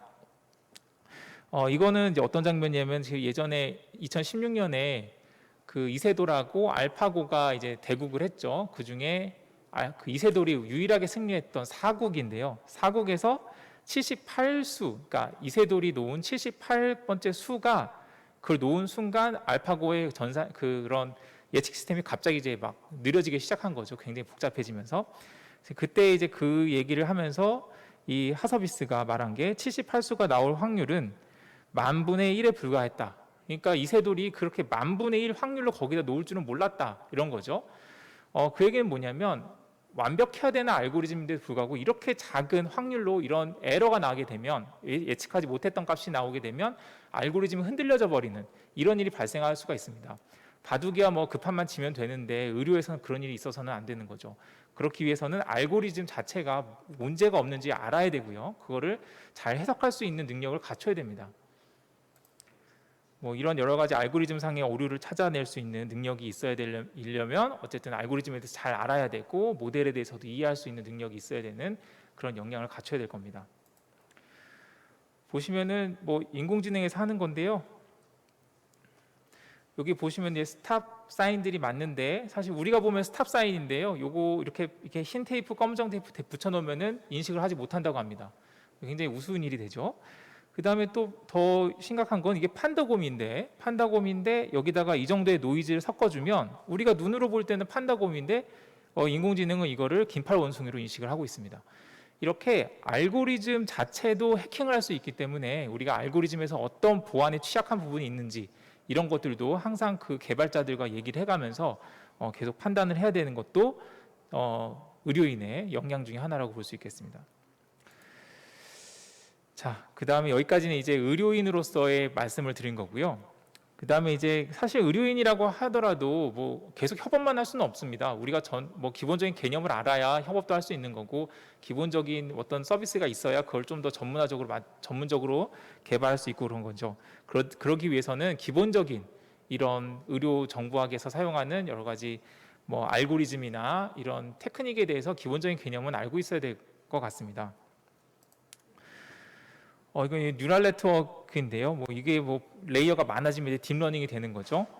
뉴럴 네트워크를 이제 공부를 이제 저희 관심이 좀 있어서 공부를 하다 보니 가장 큰 문제가 수학이었습니다. 이게 행렬 계산을 하는데 제가 이제 예과 들어와가지고 대학 수학을 거의 놀았기 때문에 그때 좀 공부를 해놓으면 좋았겠다는 후회가 좀 들긴 하는데 어쨌거나 수학적인 그런 것도 개념이 있어야 되고요. 거기다가 이제 어떤 알고리즘도 알아야 이런 것들을 해석을 할 수가 있게 되겠죠. 근데 이게 그럼 어렵기만 하냐? 또 그렇지도 않습니다. 이게 최근에는 이렇게 하고 싶은 사람들이 많은데요. 이걸 또 어렵게만 하진 않으니까 이게 참 개발자들이 대단한 게 쉽게 쓸 수 있는 모듈들을 많이 만들어냈습니다. 그래서 예전에만 해도 이렇게 굉장히 복잡한 코딩을 짜야 되는 것들이었는데 뭐 이제는 뭐 한 줄로 그런 것들을 다 묶어버릴 수 있고 이런 것도 굉장히 직관적인 알고리즘들을 만들고 있어서 만약에 개념만 좀 학생들에게 잘 심어준다면 이걸 뭐 기본적인 정도의 알고리즘 뭐 서비스 같은 거 만드는 거는 이제는 그렇게 어려운 일은 아닐 거라 생각을 합니다. 그래서 의료 정보를 활용할 수 있는 역량 뭐 많이 아시겠지만 여기 이후에 두 번째 세션에 나올 뭐 CDM이나 ODC 같은 이런 것들도 활용할 수 있어야 되겠고 당연히 통계는 기본이 되니까요. 통계, 그다음에 엑셀이야 뭐 기본적으로 써야 되는 거고 R를 이용한 통계, 그다음에 간단한 파이썬 아니면 데이터베이스 매니지하는 거 이런 것들은 아마 기본적으로 알아야 되는 역량이 아닐까 이렇게 생각을 합니다. 뭐 굉장히 많은 모델들이 있긴 하지만 지구상에 그런 것들을 다 할 수 있도록 뭐 아주 심도 깊은 알고리즘은 아니겠지만 기본적으로 저희가 논문에서 보는 정도는 이 모듈 안에 다 들어 있는 것 같습니다. 그래서 마음만 있고 뭐 열정만 있고 약간의 지식만 있다면 하고 싶은 거는 이제 뭐 할 수 있는 시대가 된 것 같고 거기에 대해서 학생들에게 저희가 교육을 하고 실제로 능력 있는 학생들은 거기에 잘 해볼 수 있도록 독려하는 그런 종류의 교육도 많이 필요할 거라고 생각합니다. 뒤에는 이제 뭐 제가 뭐 하고 있는 거 그래서 간단히 그럼 어떤 걸 할 수 있냐 뭐 한 3가지 정도를 넣어봤는데요. 첫 번째로는 이제 텍스트 병립 한동문에서 우리가 필요한 것만 이제 뽑아내는 거죠. 옛날에는 되게 눈으로 차트리뷰하면서 뽑아냈는데 이 하다 보니까 이제 정교화된 표현식들이 있습니다. 그래서 그런 것들을 텍스트에서 이렇게 뽑아서 코드 몇 개 쓰면은 저희가 원하는 규칙에 맞도록 그런 어떤 키워드들을 뽑아낼 수 있는 그런 정규 표현식이란 게 있고 실제로 연구에서 활용을 하고 있습니다. 뭐 어려운 일은 아니고요. 그 다음에 이거는 사진에서 그 글자를 뽑아내는 거예요. 뭐 그거는 뭐 아주 어려운 거야. 뭐 필기한 거를 뭐 인식하고 이런 것들은 뭐 저희 영역이 아니지만 실제로 영상에 있는 이게 정형화된 이런 디지털된 숫자들은 사실 뽑아내는 건 어려운 일이 아니거든요. 뭐 몇 줄만 있으면 이런 것들은 다 파이썬 코드로 뽑아낼 수가 있습니다. 뭐 그러니까 쉽지는 않지만 그래도 뭐 못할 일은 아니죠. 실제로 그래서 이제 학생들을 데리고 한 2년 전쯤에 이제 특성화 실습이라는 코스에서 학생 2명에 대해서 파이썬을 가르치고요. 파이썬을 가지고 분석을 하는 것까지 한번 시켜본 적이 있었는데 한 학생은 거의 코딩에 대해서는 전혀 모르는 학생이었는데 한 2주 만에 그래도 웬만큼은 저희가 이제 바라는 정도 뭐 T-테스트하고 뭐 이런 거 데이터를 뽑아서 이제 그 정도는 충분히 하는 것을 제가 눈으로 봤습니다. 물론 그 학생은 이제 뭐랄까요, 관심이 있어서 온 거니까 좀 더 열심히 했겠죠. 어쨌든 간에 이제 이런 정도는 사실은 코딩 자체가 뭐 어디 뭐 전산학과를 나와야지 뭐 C하고 뭐 이렇게 해야만 할 수 있는 상황이 아니고 간단한 코드 정도는 뭐 파이썬이나 이런 쉬운 언어를 사용해서 원하는 정도는 할 수 있으니까 이제 그 정도는 학생들에게 마치 뭐 엑셀을 가르치는 것처럼 학생들에게도 가르칠 수 있는 시대가 온 것 같습니다. 이제 마지막 부분인데요. 마지막으로는 사회적 과제를 수행하는 전문 직업성에 대한 내용입니다. 근데 요거는 아무리 생각해도 저는 잘 떠오르는 게 없었습니다. 왜냐하면 저도 잘 못하는 부분이기 때문에 어쨌거나 뭐 생각해본 부분은 타 직종과의 협업을 주도한 리더십이 있어야겠다 이렇게 생각이 들었고요. 그래서 어쨌거나 이제 의료 빅데이터에 대한 사회적인 어떤 활용 니즈가 굉장히 많은 건 여러 선생님들도 아실 텐데요. 이제 그거를 가지고 어떤 그런 니드가 있을 때 거기에 적극적으로 부합을 하고 부응을 해주고 거기에서 어떤 의미 있는 결과를 도출해낼 수 있는 것도 사실 저희가 해야 될 일이겠죠. 그 다음에 그런 니즈가 없는 부분에 있어서도 뭐 우리가 임상에서 환자를 보거나 할 때 어떤 미진한 부분들이 있으면 그런 것들을 발굴해내는 그런 능력도 있어야 될 거다. 근데 이렇게 뭐 개발만 하는 게 뭐 중요한 건 아니겠고 그 과정에 있어서 아까도 말씀 주셨지만 개인정보 보호라는 측면이 굉장히 중요한 문제입니다. 그래서 개발과 그다음 개인정보 보호 여기서 어떻게 잘 선택을 할 것이냐, 잘 뭐 부작용을 최소화하면서 효율은 극대화할 수 있는 방법에 대해서도 잘 고민을 해야 되겠고, 그다음에 이런 그 의료정보학을 가지고 우리가 도출해낸 어떤 이득이 과실이 그 어떤 특정 집단에만 도움이 되는 것은 뭐 바람직하지는 않죠. 그래서 이런 것들이 구성원들에게 고루 돌아갈 수 있도록 하는 뭐 제도적인 측면 이런 것들도 함께 고민을 해야 되고 거기에 대해서 학생들도 어떤 감수성을 가지게 해야 되겠다 이렇게 생각을 해봤습니다. 다시 첫 번째 질문으로 돌아왔는데요. 그래서 대학은 그래서 교육을 통해서 학생들이 어떤 역량을 갖추도록 해야 할 것인가 이런 것들이 필요한 것 같습니다. 그래서 아까 말씀드렸던 윤리 부분도 뭐 감정적으로 이건 나빠, 이건 좋아 이게 아니라 어떤 상황을 판단할 때 있어서 준거를 가지고 이거는 왜 나쁘고 이거는 왜 안 좋고 이게 어떤 문제가 있어서 그런 건지 이런 것들을 체계적으로 생각할 수 있는 능력을 갖추도록 해야 되겠고요. 그다음 당연히 의과학적인 전문성은 이제 우리만 가질 수 있는 거니까 우리가 여기에 대해서 잘 가르쳐주고 서로 연결되는 부분을 잘 얘기를 해줘야 될 것 같습니다. 그다음에 창의적 연구 역량을 통해서 학생들이 가지고 있는 아이디어 이런 것들을 실제로 구현해 볼 수 있는 능력을 갖추도록 도와주는 방법이 있어야 되겠고요. 궁극적으로는 이제 사회적 과제를 수행할 수 있는 능력까지 키운다면 뭐 더할 나위 없이 좋을 거라고 생각합니다. 결과적으로 이런 것들을 다 통합하면 이제 도메인 엑스퍼트가 되는 건데요. 도메인 엑스퍼트는 일단 다른 분야의 지식도 가지고 있으면서 그 분야에서 실제로 활동을 하고 있는 사람을 얘기하는 거죠. 전문가들. 이제 그렇게 됐을 때는 우리가 어떤 리더십을 가지고 어떤 의료 정보학 이런 어떤 사회를 잘 이끌어 나가고 어떤 감시하는 역할도 할 수 있다. 이렇게 생각을 했습니다. 뭐 굉장히 원대한 포부를 말씀드렸는데 이제 시작이니까 여러 구성원들의 뭐 의견이나 이런 것들을 잘 조율해 가면서 잘 운영이 되었으면 좋겠습니다. 네, 제가 준비한 내용 여기까지입니다. 네. 예, 감사합니다. 이런 빅데이터 시대에 그 학생들에 대한 교육 이게 이제 어느 정도 어떤 수위에서 할 것인가 이러한 부분이 참 어디 참조할 만한 어떤 그런 자료가 있는 것도 아니고 굉장히 그 어려운 강의인데 좀 쉽게 특히 이제 저희 그 강원대학교의 교육 목표와 더불어서 이렇게 맞추어서 이렇게 말씀을 해주셔가지고 좀 중간에 이제 어려운 내용도 있고 그랬지만 저도 이쪽 전문가가 아니라서 전혀 문외한이라서 그렇지만 하여튼 이 교육을 이 시대에 새로 설정하는 게 좀 쉽지 않고 매우 중요한 문제라는 그 생각이 들게 됩니다. 예, 이 채팅창이나 온라인상에서 들어온 질문은 없는데요. 사실은 아까 세션에 제가 익숙지가 않아가지고 그 질문을 하나 들어온 걸 놓친 게 있습니다. 바로 연자께서 질문을 첫 번째 최진욱 교수님한테 해주신 건데요. 학생 교육에서 수준을 어느 정도로 맞추는 것이 적절하다고 보시는지 아마 본인께서 질문을 하셨는데 아마 거기에 대해서 생각도 가지고 계시기 때문에 한 것 같은데 선생님 생각을 잠깐만 말씀해 주시죠.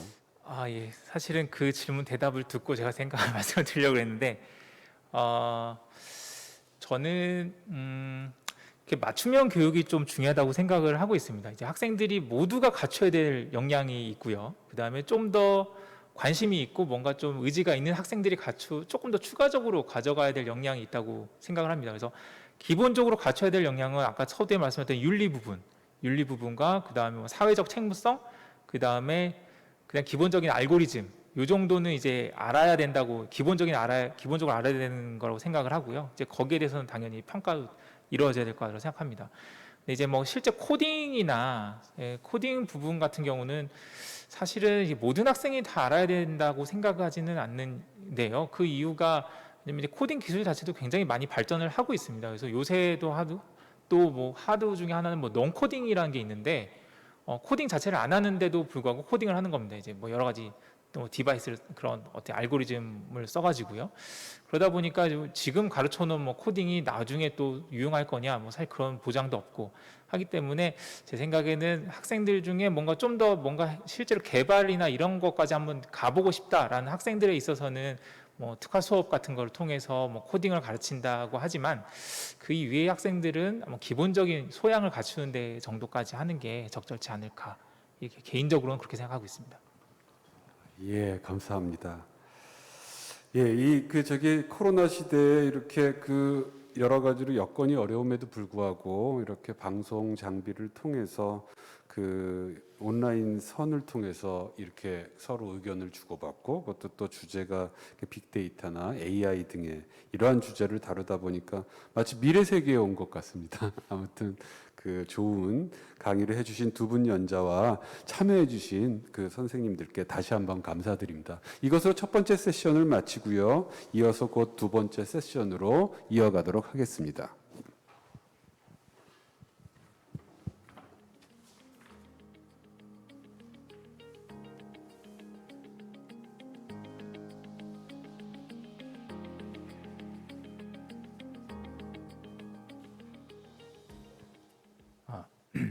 네, 바로 이어서 두 번째 세션을 시작하겠습니다. 저는 두 번째 세션의 좌장을 맡은 강원대 의료정보학 교실의 문기원이라고 합니다. 저희가 첫 번째 세션에서는 의료정보학에 대해서 그리고 의료정보 교육의 필요성에 대해서 두 분의 좋은 강의를 들었습니다. 두 번째 세션에서는 좀 더 구체화된 연구에 대해서 저희가 강의를 들어볼 건데요. 두 번째 세션의 제목은 CDM 활용 연구입니다. CDM을 혹시 잘 모르시는 분들을 위해서 짤막하게 설명을 드리면 CDM은 커먼 데이터 모델의 약자입니다. 저희가 병원 자료를 활용을 할 때 병원마다 포맷이 달라서 이것을 통합해서 연구를 하기가 굉장히 어려움이 있습니다. CDM은 이러한 각기 병원의 다른 자료를 공통된 형태로 변환을 해서 저희가 수집을 해서 그걸 가지고 연구를 하는 것을 의미합니다. 그래서 두 번째 세션에서는 두 분의 강의를 드릴 건데요. 첫 번째는 유승찬 교수님이십니다. 유승찬 교수님의 양력에 대해 잠깐 소개를 드리면 유승찬 교수님은 연세대학교 의과대학을 졸업하시고 연세의료원 세브란스 병원에서 내과 전문의 과정을 마치셨습니다. 그 심장내과 분과 전문의 수련 과정을 밟으셨고요. 그리고 연세대학교 의학대학원에서 석사를 마치시고 아주대학교 의료정보학 교실에서 박사를 마치셨습니다. 2021년 올해부터 연세대학교 외방의학 교실의 중계연구 조교수로 근무 중이십니다.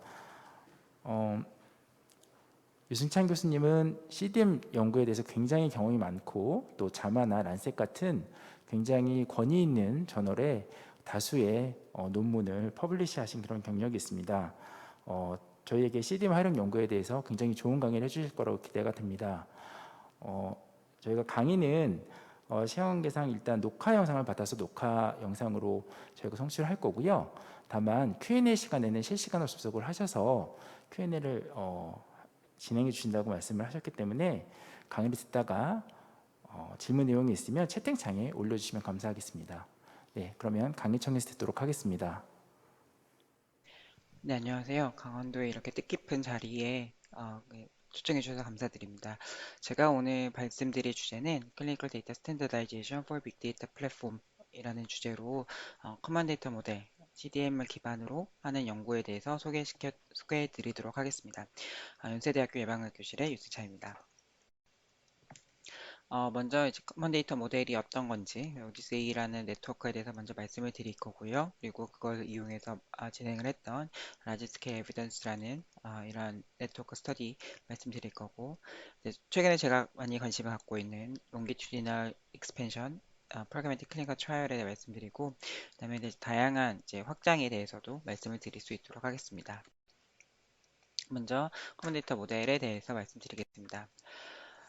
우리가 이제 지금은 해외에 나갈 일이 없어가지고 많이 느끼지 못하지만은 해외여행을 갈 때 가장 먼저 생각을 하는 게 이제 전기 콘센트죠. 좀 신기한 게 전기라는 건 다 똑같은데 콘센트가 모양이 달라가지고 우리가 늘 이렇게 고생을 하면서 살아야 되는데요. 그건 사실은 그 헬스케어 데이터에도 마찬가지로 적용이 됩니다. 사실 안에 들어있는 데이터가 아주 다른 것들이 아닌데 데이터의 구조가 다르다 보니까 늘 그거에 맞춰서 이제 우리가 분석을 진행을 해야 되고, 그러다 보니까 어떤 분석을 진행하는 게 굉장히 어려워지는 이런 현상이 나타나고 있는데요. 만약에 우리가 전기 콘센트를 똑같은 모양으로 만들어 놓는다면은 콘센트별로 따로 전기 제품을 만들 필요 없이 하나의 전자제품만 만들어도 모든 콘센트에 사용이 가능하겠죠. 이런 것들이 바로 표준화의 힘이라고 볼 수 있겠습니다.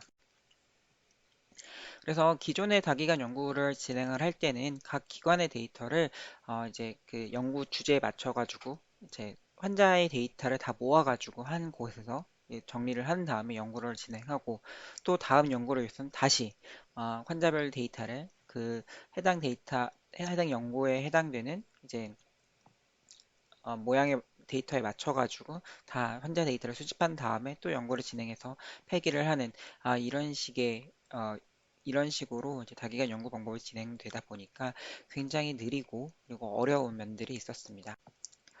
그래서 이제 그 공통 데이터 모델 CDM을 이용한 분산 연구망에서는 그러지 말고 이 방화벽 안에서 기관 안에서 전체 데이터를 한번 그 표준화 시켜놓고, 그리고 나서 외부에서 어떤 그 분석 코드를 가지고 누가 이제 신청을 하면은 그거를 실행을 해서 분석 결과만을 쉐어를 하자.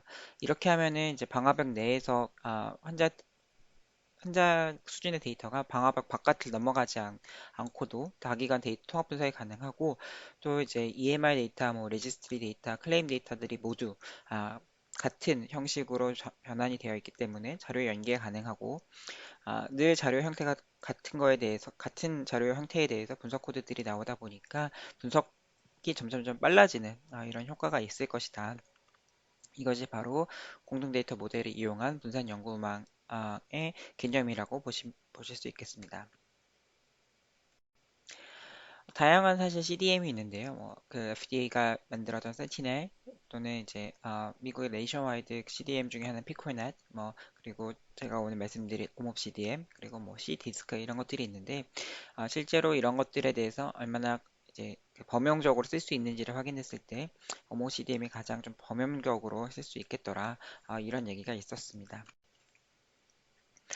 이게 지금 옴옵 CDM의 버전 6인데요. 이제 사실 버전 6보다는 이제 앞으로는 버전 5.4를 더 많이 쓰게 될 것 같긴 하지만 이제 간단히 보시면은 이제 구조가 굉장히 단순합니다. 이제 환자라는 person 그리고 이제 방문 기록 이 이제 physical occurrence라는 테이블에 들어가고 진단은 condition occurrence에 약물력은 drug exposure 시술력은 procedure occurrence 기기는 device exposure 그리고 어, 검사 결과 같은 것은 메저먼트 테이블에 들어가는 비교적 심플한 단순한 구조를 가지고 있습니다.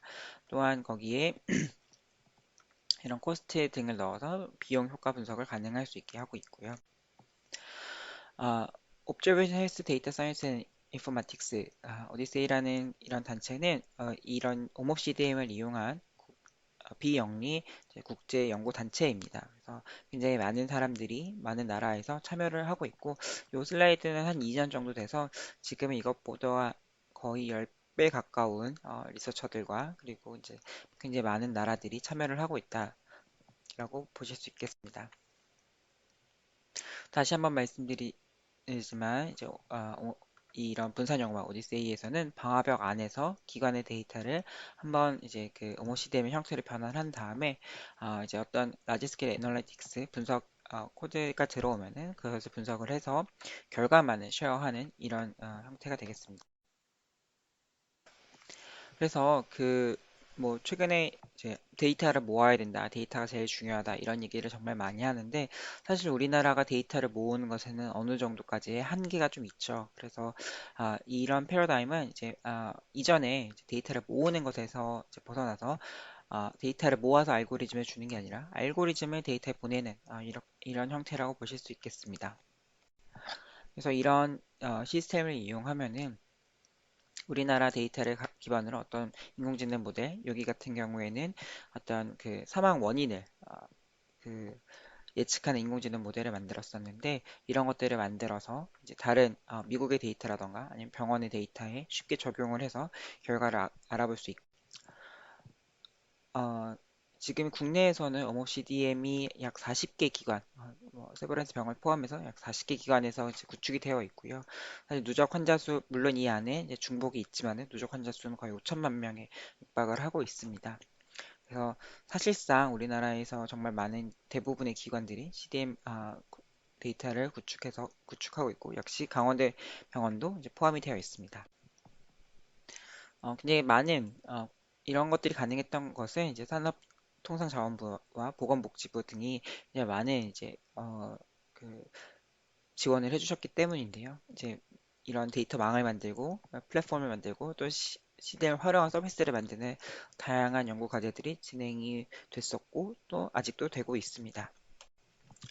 미국에서는 이제 잘 아시다시피 100만 명의 그 프리시전 코호트를 만드는 All of Us 리서치 프로그램에서 이제 병원 데이터의 표준으로서 OMOCDM을 사용을 하고 있습니다. 또 최근 코로나19의 상황에서 이제 국제적인 이런 협력 연구를 위해서 미국과 유럽, 아시아의 많은 데이터들을 코로나19 환자 데이터들을 OMOCD를 변환을 해서 연구를 진행을 했었고요.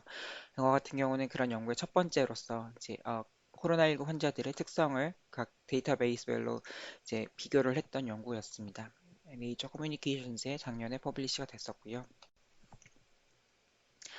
최근에 BMJ의 저번 주엔가 나왔던 이제 연구인데 이 연구 같은 경우에는 이제 다양한 다양한 데이터베이스를 기반으로 확인을 했을 때 우리가 이제 코비드 19에 의해서 세컨더리하게 이제 리포트 돼서 썼던 약제들을 얼마나 많이들 사용했었는지 이런 것들을 보여주는 자료입니다. 보시면은 이제 유럽에 해당되는 스페인에서는 하이드록시 클로로킨을 굉장히 많이 썼던 것을 보실 수가 있고 우리나라 같은 경우에는 이제 칼레트라를 조금 많이 썼던 것을 보실 수가 있습니다. 이런 이제 그 코로나19 시기에 굉장히 열심히 했던 것을 이제 인정받아서 이제 이제 미국에서도 이제 N3C라고 해가지고 내셔널 코비드 코호트 콜라보레이티브에서 OMOCDM을 채용을 해가지고 이제 이런 미국의 이제 국가적인 코비드 19 코호트 데이터베이스를 만들고 이런 것들을 활용할 수 있도록 하고 있습니다. 그 다음으로 말씀드릴 거는 이제 Large Scale Evidence Generation and Evaluation in a Network of Databases라는 프로젝트입니다. 제가 이제 자주 드는 예시인데 2010년도 8월과 9월에 자마와 BMJ에 각각 동일한 그 연구에 대해서 서로 상반되는 결과를 냈습니다. 그래서 한쪽에서는 이제 오랄 비스포스포네이트가 이제 에소피기얼 캔서와 관련이 없다라는 연구 결과, 그리고 다른 한쪽에서는 동일한 데이터베이스를 사용했을 때 관련이 있더라라는 이제 이런 연구 결과를 냈었는데요. 사실 연구 결과라는 것이 데이터베이스마다 그리고 메소드마다 굉장히 달라질 수가 있습니다. 그래서 우리가 생각할 때 사실은 우리가 다 알고 있듯이 이런 하나의 연구 결과만 존재하는 게 아니라 굉장히 다양한 연구 결과가 어떤 연구 방법을 썼는지, 어떤 데이터베이스를 사용했는지에 대해서 다를 수가 있고, 이제 BMJ 같이 이제 양의 상관관계를 보일 수도 있고, 자마처럼 이제 뉴트럴한 상관관계를 보일 수도 있지만, 또 다른 연구에서는 음의 상관관계를 보여줄 수도 있죠. 결국에 우리가 궁극적으로 알아야 될 것은 굉장히 다양한 메소드와 데이터베이스를 사용했을 때 그 궁극적인 수렴하는 점이 과연 어디를 향하는 것인지가 가장 중요하겠습니다. 그래서 이제 라지 스케일로 우리가 한번 에비던스를 만들어 보자라는 이런 프로젝트가 시작이 됐고, 라지 스케일이라는 것이 이제 대규모라는 것이 이제 데이터베이스의 숫자에서의 그 대규모라는 말을 먼저 할 수 있을 것 같고, 그다음에 분석 세팅의 이제 다양성, 그리고 이렇게 그러니까 비교군의 의 숫자가 많다라는 거, 그리고 이런 것들을 모두 이제 우리가 흔히 이제 후양적 연구를 할 때 굉장히 분석을 하는 과정에서 분석 방법을 많이 바꾸거나 결과가 바뀌기도 하는데, 그러지 말고 모두 미리 다 정해놓고 놓도록 하자, 이런 프로젝트가 시작이 됐습니다. 그래서 이제 레전드라는 프로젝트가 시작이 됐었고, 첫 번째 타겟 디지즈로 고혈압을 잡았습니다. 왜냐면은 고혈압은 굉장히 많은 약제를 사용할 수가 있는데, 이 약제 중에서 헤드 투 헤드 컴패리즌이 일어난 숫자가 한 40개 정도밖에 되지 않았기 때문에 우리가 이런 갭들을 좀 메꿔보자라는 의미에서 이제 레전드 스터디 시작이 됐고, 첫 번째 레전드 스터디가 이제 란셋에 퍼블리셔 됐고, 이제 이 후속 연구들이 자마 인터널 메디슨, 저도 최근에 이제 이 레전드 하이퍼텐션 후속 연구로서 하이퍼텐션이라는 이제 저널에 연구 결과를 퍼블리시한 적이 있습니다. 또한 이제 비슷한 이제 연구 방법론을 이제 PCI를 받은 어큐트 코로너리 신드롬 환자에서 티카그렐러랑 클로피도그를 사용했을 때 이제 비교 효과 연구를 진행을 했었는데요. 당시 저는 그 심평원 전수 데이터와 그리고 미국의 옵툼, IQVIA 요 두 가지 데이터들을 사용을 해서 이제 이 두 가지 약제를 비교를 했었고요. 그리고 하나의 아웃컴에 대해서 이제 144개 정도의 서로 다른 이제 분석 세팅, 이제 팔로업 듀레이션을 다르게 한다던가, 아니면은 보정 방법을 조금씩 다르게 한다던가, 이런 식으로 해서 144개의 분석 방법을 했을 때 이제 우리가 프라이머리 애널라이시스를 했던 결과랑 나머지 143개의 결과들이 거의 비슷하더라, 이런 것들을 보여주면서 자마의 퍼블리시가 작년에 되었었습니다. 하지만 이제 이런 공업 CDM이 이제 레트로스펙티브한 이런 스터디뿐만 아니라 앞으로는 이제 프로스펙티브한 스터디에서도 사용이 가능하지 않을까라는 이런 희망을 저는 갖고 있는데요. 이제 어댑터블 트라이얼이라고 하는 트라이얼이 이제 이 2005년 정도 전에 이제 디자인이 만들어져서 네이션와이드한 CDM 네트워크인 미국의 피코넷 데이터 네트워크를 이용을 해서 진행이 되었습니다. 이 RCT는 아스피린 도즈 80ml짜리랑 이제 300ml를 85ml랑 300ml를 비교를 했는데, 굉장히 특이한 것은 환자를 인로를 할 때 이제 이런 네이션와이드 CDM 데이터 네트워크를 이용해서 이 CDM 데이터에서 이제 인롤이 가능한 환자들을 이제 디지털 기법으로 이제 확인을 하고, 그리고 그런 환자들을 팔로우업 할 때도 사실은 팔로우업 하면서 RCT에서의 돈이 많이 굉장히 들게 되는데, 팔로업을 환자를 부르지 말자. 모든 것들을 뭐 디지털 또는 리모트로 진행을 하자. 그리고 아웃컴, 뭐 스트로크라던가, 뭐 오버올 데스라던가, 뭐 MI라던가 이런 주요 아웃컴들을 CDM 데이터베이스를 이용을 해서 확인을 하도록 하자. 라는 획기적인 개념을 가지고 프래그매틱 클리니컬 트라이얼이 진행이 되었습니다. 그래서 이제 EMR, CDM 데이터들을 이용해서 컴퓨터보 피노타이핑을 이용한 환자들을 인롤 기준을 확인을 한 다음에 81ml랑 325ml를 비교를 했었고요. 팔로우업을 할 때 전화와 그리고 우리가 그냥 모여지는 데이터들을 이용을 해서 아웃컴들을 팔로우를 하였습니다. 그래서 보시면은 이제 전화와 온라인 포털이 있기도 했지만은 아웃컴들을 이제 그냥 자연스럽게 들어오는 데이터들에서 이제 CDM으로 변환되어 있는 데이터들을 이용을 해서 이제 아웃컴들을 팔로우를 했고, 이게 이번 AGC에서 발표가 되면서 NEJM에 얼마 전에 퍼블리시가 되었습니다. 결과적으로는 80mm랑 300mm가 차이가 없었다 했지만 프로그래미틱 클리닉 트라이얼에 이제 어느 가능성과 한계를 같이 보여준 이제 연구가 되겠고, 관심 있으신 분들은 굉장히 많은 에디토리얼이 또 NGM 같이 나왔기 때문에 한번 읽어보시면 좋을 것 같습니다. 우리나라 같은 경우에는 심평원의 그 전수 데이터가 경호 CDM으로 변환이 되어서 이제 곧 공개가 될 것이라고 알고 있고요. 이런 것들 또한 이제 지금 개보법이 개정이 되면서 이제 심평원 자료와 병원 자료 연계가 가능해졌기 때문에 우리가 정말로 아까 말씀드렸다시피 전국에 40개 이상의 대학병원이 이 CDM 데이터를 자료를 가지고 있고, 또한 심평원 자료가 CDM 변환되어 있다면 이런 것들을 결합해서 우리가 정말 이런 이제 프로그래미틱 클리니컬 트라이얼 같은 이런 프로스펙티브 스터디도 충분히 진행할 수 있지 않을까. 그리고 우리나라가 그런 굉장히 로우 코스트로 우리가 정말 중요한 질문들에 대해서 많이 답을 할 수 있는 중요한 임상 시험들을 진행할 수 있지 않을까라는 기대를 가지고 있습니다. 그 다음에는 이제 CDM 데이터의 이제 확장에 대해서 말씀드리겠습니다. 사실 이제 unstructured 데이터가 요즘 굉장히 많은 각광을 받고 있는데요. 저는 개인적으로 CDM 이제 클리니컬 데이터들을 CDM을 정리를 해놓고 그걸 코어로 해가지고 다양한 데이터들을 그 융합하는 연구를 진행을 했었습니다. 제일 먼저 했던 것 중에 하나가 지노믹 데이터였고요. 그래서 이제 기존의 CDM 이런 그 스트럭처에다가 이제 이 베리언트 정보들을 이제 따로 테이블을 만들어서 넣는 작업을 했었고, 옹업 CDM에 이제 지노믹 CDM이라고 해서 새로운 이제 추가 테이블을 몇 개 붙이는 형태로 진행을 했었습니다.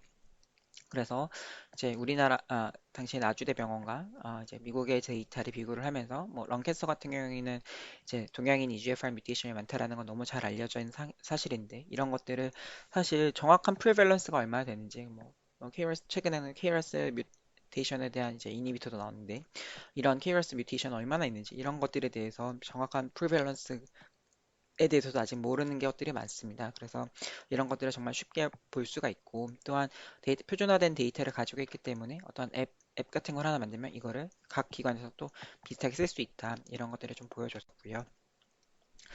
또 아직까지 최근까지 이제 방사선 데이터의 표준화에도 좀 관심을 갖고 있는데요. 방사선 데이터 같은 경우는 이미 다이콤이라는 굉장히 좋은 표준이 존재하지만은, 문제는 다이콤 내에 있는 헤더들, 메타데이터들이 표준화되어 있지 않다라는 점입니다. 그래서 체스트 엑스레이만 하더라도 그 선생님들께서 다이콤의 헤더들 또는 메타데이터만 가지고 체스트 엑스를 찾는 것이 쉽지가 않은데요. 결국에는 이제 용어의 표준화가 필요해서 이제 그 가장 큰 영상의학회인 북미 영상의학회 RSNA에서 이제 주장을 하고 이제 만든 이제 레드렉스라는 이런 렉시콘을 이용을 해서 이제 용어를 표준화하려고 노력을 하고 있고, 이런 표준화된 용어를 기반으로 이제 좀 추가 테이블을 만들어서 방사선 데이터의 주요 정보들을 이제 넣고, 그다음에 그 파일에 경로들을 넣어서 이런 것들을 이용하면은 충분히 이제 이런 것들을 활용하는 어플리케이션도 만들 수가 있고, 이제 분산 연구망을 이용해서 정말로 이런 방사선 자료와 그다음에 클리니컬 자료를 함께 이용한 이런 인공지능 시스템을 또 만들 수 있더라. 이런 것들을 이제 피저빌리티 테스트를 한번 해서 보여준 적이 있습니다. 그래서 기존에 굉장히 이런 스트럭처 되어 있는 이런 데이터들을 많이 쓰고 있지만은, 우리가 앞으로는 이제 언스트럭처드 데이터에 대해서도 많은 관심을 가져야 될 것이고, 또한 이런 것들을 이제 스트럭처 데이터랑 결합을 해서 잘 쓸 수 있게 하자. 그리고 그러기 위해서는 어쨌든 데이터의 표준이 중요하고, 근데 가장 중요한 건 임상 데이터이기 때문에 임상 데이터를 이런 CDM으로 정리를 해서 표준을 하면은 굉장히 이런 활용 가치가 무궁무진할 것이다 라고 기대를 하고 있습니다. 그리고 이렇게 한번 그 데이터가 융합이 되면은 이제 기반이 되고 있는 많은 이제 다른 이제 오디세이의 그런 소프트웨어 툴을 이용해서 또 굉장히 많은 연구를 쉽게 가능하게 할 거라고 생각하고 있고, 이렇게 되면은 정말 이제 밝은 미래가 보이지 않을까 이런 생각을 하고 있습니다. 혹시 좀 뭐 CDM이라던가 오디세이에 대해서 조금 더 궁금하신 분들은 이제 오늘 이런 얘기를 말씀을 드렸는데 이제 오디세이 바이블이라고 해서 저희가 더 북 오브 오디시라는 책을 한국어로 번역했던 책이 있습니다. 그래서 이런 것들 한번 읽어보시면 어떨까라는 생각을 드리고요. 제가 오늘 사실은 조금 일정이 빠듯할 수 있어서 미리 이제 녹화 영상을 보내드리는데 이제 참석도 직접 할 예정이니까 궁금한 거나 질문 사항 있으시면 부담 없이 말씀해 주시기 바랍니다. 감사합니다. 네, 유승찬 교수님께서 여러 가지 그 연구 자료들을 보여주시면서 굉장히 예를 많이 들어주셨는데요. 유승찬 교수님 혹시 나와 계십니까? 네, 유승찬 교수님 제 말씀 잘 들리십니까? 네네, 잘 들립니다. 아, 예, 좋은 강의 굉장히 감사드립니다. 혹시 질문 있으시면 유튜브 채팅창에 남겨주시기를 부탁을 드리고요. 혹시 다른 분들이 질문 올리시기 전에 제가 한 가지 좀 여쭤보고 싶은데요. 그 아까 강의 중간에 프래그마틱 클리니컬 트라이얼을 소개시켜 주셨는데 아마 이 CDM을 이용해서 전향적으로 연구를 진행한 것으로 보이는데요. 네네. 저희가 이제 그 에비던스 베이스드 메디슨에서 랜더마이즈드 컨트롤 트라이얼 RCT의 에비던스가 가장 수준이 높다라고 현재까지 보고 있는데 이 전통적인 RCT와 비교해서 이 프래그마틱 클리니컬 트라이얼의 어떤 장단점이 무엇이고 어떤 에비던스 수준을 어느 정도로 생각하시는지 좀 궁금합니다. 네.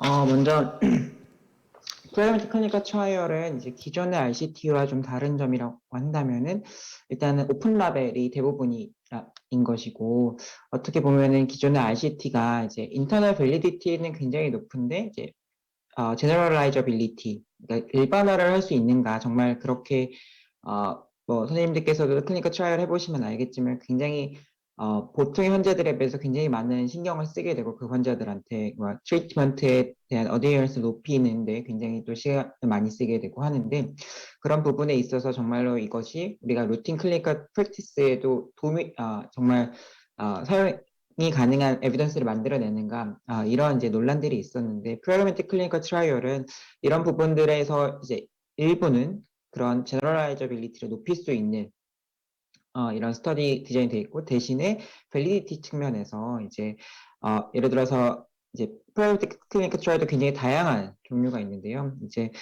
그 아웃컴 같은 거를 이제 제가 아까 발표에서 말씀드렸던 이제 어댑터블 트라이얼 같은 경우에는 아웃컴을 따로 이제 불러가지고 확인한다던가 하는 게 아니라 그냥 이제 텔레폰이라던가 포탈 웹으로 이제 확인을 하거나 또는 그냥 병원 자료나 클레임 자료에 사망이라던가 MI 이런 이벤트가 생기는 것 자체로 잡았는데 이런 경우에 아웃컴에 대해서 얼마나 우리가 믿을 수 있을 것이냐 이런 밸리디티 측면에서의 다소 한계가 있고 다만 이것이 이제 리얼월드를 오히려 더 대변할 수 있겠다 이런 제너럴라이저빌리티가 좀 더 높을 수 있겠다라는 장점이 있겠습니다. 무엇보다도 이제 최근에 사실은 카디올로지 쪽에서는 클리니컬 트라이얼을 진행할 때 10,000명 정도를 진행을 해야지 워낙에 이제 아웃컴이 안 나오기 때문에 안 생기기 때문에 10,000명 정도를 진행을 해서 하는 경우가 많아지고 있는데 그럴 경우에 그 비용을 이제 도저히 감당하기 어려운 경우가 많고 특히나 이제 뉴 테라피가 아닌 기존에 하고 있는데도 우리가 불구하고 잘 모르는 이런 치료법들에 대해서 정말로 이렇게 우리가 해왔던 대로 하는 것이 맞느냐에 대한 궁금증에 대해서 점점점 답을 하기가 어려워지고 있습니다. 그래서 현재는 프레그먼틱 클리니컬 트라이얼이 어쨌든 그런 장점과 단점을 넘어서서 이런 비용 효과적인 측면에서 특히나 뭐 또 최근에 각광받고 있는 디지털 뭐 테라피, 디지털 헬스기 같은 경우에도 도저히 이런 그 펀딩을 저는 스타트업들이 해낼 수 없으리라고 생각을 하는데 그런 부분에서도 우리가 이런 프레그먼틱 클리니컬 트라이얼이 굉장히 큰 도움이 될 수 있지 않을까. 어쨌든 랜더미제이션이라는 것은 매직이고 마법과 같은 그런 일이고 사실 저한테도 이제 이런 CDN 가지고 후양 연구를 이것저것 해보고 싶다라는 선생님들이 정말 많으신데 대부분의 이제 그런 리서치 퀘스천들을 제가 듣고서는 정말 죄송하지만은 이거는 후양적 연구를 했을 때는 좋은 에비던스를 만들어내기 어려울 것 같고 너무 바이어스를 도저히 극복하지 못할 것 같고 이런 건 전향적 연구를 하시는 게 좋겠다라고 말씀드리는 경우가 많거든요. 근데 이게 결코 쉽지가 않은 게 결국에는 가장 먼저는 이제 비용적인 측면인데 그런 부분들을 우리가 좀 프래그마틱 클리니컬 트라이얼로 좀 진행할 수 있지 않을까. 그리고 우리나라가 이제 이런 굉장히 좋은 기반을 많이 갖고 있으니까 좀 많이 활용을 해서 좀 그런 것들을 좀 더 빨리 선도를 하는 것이 어떨까라는 생각이 있습니다. 네, 답변 감사드립니다. 한 가지만 더 여쭤보고 싶은데요. 그 코비드 19에 대해서 여러 이제 병원에서 수집한 자료를 이렇게 연구 결과를 보여주셨는데 저희가 이 코비드 19이 해결이 되더라도 앞으로 이런 어떤 팬데믹 시대를 앞으로도 맞이할 수 있을 것 같다는 생각이 드는데요. 이러한 CDM을 활용한 연구가 앞으로의 어떤 팬데믹 시대에 있어서 뭔가 활용할 수 있는 방안이라든가 어떤 가치나 이런 것들에 대해서 혹시 의견 있으시면 말씀해 주십시오. 결국에 사실은 이제 이번에 오디세이 네트워크가 굉장히 많이 확장을 하는데 코비드 19이 많이 기여를 사실 했습니다. 왜냐면은 기존에 이제 참여하지 않았던 미국의 굉장히 큰 센터들, 그러니까 Veterans Affairs 같은 굉장히 거대한 센터들이 이번 코비드 19 리서치를 하면서 이제 OCDM 변환을 해놨던 거를 이제 드디어 협력 연구에 이제 기여를 해주었고, 뭐 유럽에서도 정말 많은 센터들이 이제 관심을 가지게 되었고, 미국 안에서도 이제 보셨다시피 앤트리시 같은 이제 NIH 펀드를 가진 NIH 주도의 이런 코호트들이 만들어지게 되었는데요. 우리가 이런 연구를 하면서 사실 한계도 정말 많이 느꼈습니다. 오몹 CDM이라는 것이 사실은 이런 그 감염병 특화적인 데이터 모델이 아니었기 때문에 굉장히 많은 한계도 있었고, 그리고 사실은 아직까지도 행정적인 그런 배리어들이 너무 컸고, 한국만 하더라도 심평원 자료를 5월 4월까지인가 5월까지만 개방을 했다가 갑자기 개방을 중단을 했는데 그런 부분에서의 좀 많은 아쉬움들이 있었습니다. 하지만은 결과적으로 굉장히 많은 포텐셜들을 보여줬다고 생각을 하고요. 우리가 이런 정보들이 정말 중요하다는 걸 다시 한번 깨달을 수 있었고, 넥스트 팬데믹이라던가 어쨌든 꼭 그게 팬데믹이 아니더라도 넥스트 어떤 헬스케어의 디제스터가 발생을 했을 때 이번에 이제 코비드 19을 봤을 때 보면서 느끼겠지만은 이제 정말 지구가 우리나라만 잘한다고 되는 게 아니라 모두가 함께 노력을 해야지 어떤 이런 디제스터를 극복할 수가 있을 텐데 그런 부분에서 많은 또 힘이 될 수 있으리라 생각을 하고 아마 이 좀 잠잠해지면 다시 한번 넥스트 팬데믹이라던가 넥스트 디제스터를 대비하기 위한 공통 데이터 모델의 네트워크를 좀 만드는 부분에 대해서도 많은 투자가 이루어지지 않을까, 많은 노력이 이루어지지 않을까라고 기대하고 있습니다. 네, 좋은 답변 감사드립니다. 더 이상의 질문이 없는 것 같은데요. 예, 유순재 교수님 시간 내주셔서 감사드립니다. 네, 감사합니다. 예, 그러면 바로 이어서 두 번째 강의를 듣도록 하겠습니다. 두 번째 연자분은 강원대학교 예방학 교실의 이상하 교수님이십니다. 이상하 교수님의 양력에 대해서 말씀을 드리면 제주대 자연과학대학에서 학부를 졸업하셨고 서울대학교 생활과학대학에서 석사 박사를 마치셨습니다. 이후에 서울대학교 예방학 교실에서 포닥을 마치셨고 일산 암센터와 미국에 있는 밴더빌트 의과대학에서 리서치 펠로우를 마치셨습니다. 저희 병원의 CDM을 연구자들이 활용할 수 있도록 하는 인프라 구축에 현재 많은 수고를 하시는 걸로 알고 있는데요. 저희가 이제 두 번째 강의는 CDM 활용 연구에 대하여라는 제목으로 강의를 초청해서 듣겠습니다. 이상하 교수님 부탁드립니다. 감사합니다. 안녕하십니까. 저는 이번에 의료정보학 교실의 한 구성원으로서 기여할 수 있게 된 이상하 교수입니다. 제 원래 교실 소속은 예방의학이었지만 또 아주 연계된 교실이 또 새로 생성이 되고 거기서 또 새로운 학문들을 함께 할 수 있게 돼서 상당히 감사하게 생각하고 있습니다. 제가 오늘 말씀드릴 내용은 저희들이 현재 하고 있는 CDM이라고 하는 분석이 저희 연구진들한테는 상당히 생소하고 실제로 그 CDM이 잘 이루어졌다고 해서 웹사이트에 들어가 보면 연구자로서 활용을 하기에는 상당히 제한점이 좀 있습니다. 그래서 제가 생각하기에 아직까지는 익숙하지 않은 시스템을 활용하는 것보다는 우리 병원 자체가 CDM 자료 자체를 이렇게 로 데이터로 완전히 이렇게 전환되어 있는 시스템이 있기 때문에 그런 데이터들을 활용해서 직접적으로 이제 활용할 수 있는 방안들을 좀 제안을 하면 어떨까, 그 개념에서 조금 진행을 해볼 거고요. 아까 유승찬 교수님께서 마지막에 이런 말씀을 하셨는데, 그 스트럭처드 된 데이터도 중요하지만 이 언스트럭처드 데이터에 대한 서로 간의 연계가 상당히 중요하다. 그래서 유승찬 교수님은 주네릭 파트 쪽을 하셨지만 저는 이제 인바이러먼트 파트 쪽을 해서 라이프로그 데이터하고 저희 이제 CDM 데이터를 어떻게 연계시켜서 그것들에서부터 아이디어를 어떻게 도출할 수 있을지, 그런 것들을 중심으로 약간 소개를 좀 해드리도록 하겠습니다. 일단 CDM 데이터베이스 소개는 저희 그 관심 있으신 교수님들이 한 30분 이상 계셨던 것 같은데 그분들을 중심으로 해서는 한번 소개를 해드렸습니다. 그래서 그 데이터를 바탕으로 잠시 소개를 드리고요. 그다음에 라이프로그 그 플랫폼 데이터의 경우에는 우리 병원에서 좀 깊이 관여해서 전체 데이터를 만드시는 분도 계시고 또 데이터를 어떻게 만들어야 할지 궁금해하시는 분도 계셔서 그 프로세스를 중심으로 해서 좀 말씀을 드리겠습니다.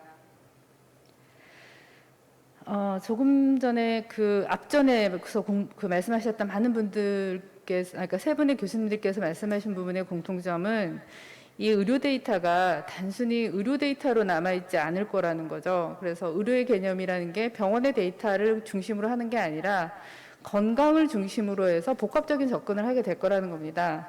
근데 이제 우리나라에서도 이 복합적 데이터를 위한 데이터 구성은 상당히 많이 되어 있는데 오늘은 제가 전자의무 기록을 중심으로 말씀을 드리겠지만 실제로는 보시는 것처럼 개인 유전 정보라든지 또는 건강 정보, 그리고 우리나라가 아주 독보적으로 가지고 있는 그 건강보험공단 자료라든지 이런 것들에 대한 이점이 상당히 많습니다. 특히 우리나라는 전 세계적으로 봤을 때 EMR 시스템이 가장 잘 되어 있는 나라입니다. 거기다가 건강보험공단 자료라든지 심평원 자료에 대한 확보율이 거의 3조 이상을 확보하고 있을 만큼 상당히 자료는 많습니다. 그래서 전 세계적으로 보면 가장 퀄리티가 높고 가장 데이터가 많고 하지만 가장 이용이 되지 않는 나라입니다.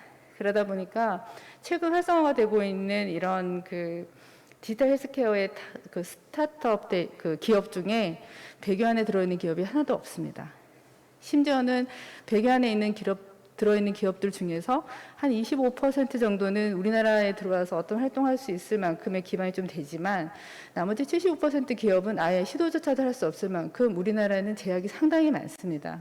그래서 이런 데이터들에 대한 제약이 연구자 입장에서는 어쩌면 그 의료인의 고유한 영역을 지킬 수 있다는 장점이 있을 수도 있지만 전체적인 학문 발전적 측면에서 봤을 때는 활용도가 좀 많이 떨어지기 때문에 오늘 CDM을 발표하는 과정에서도 이런 데이터들이 서로 많이 공유가 되고 그래서 많은 아이디어를 가지고 이렇게 좀 그 응용할 수 있는 분야까지 갔으면 좋겠다는 바람이 좀 있습니다.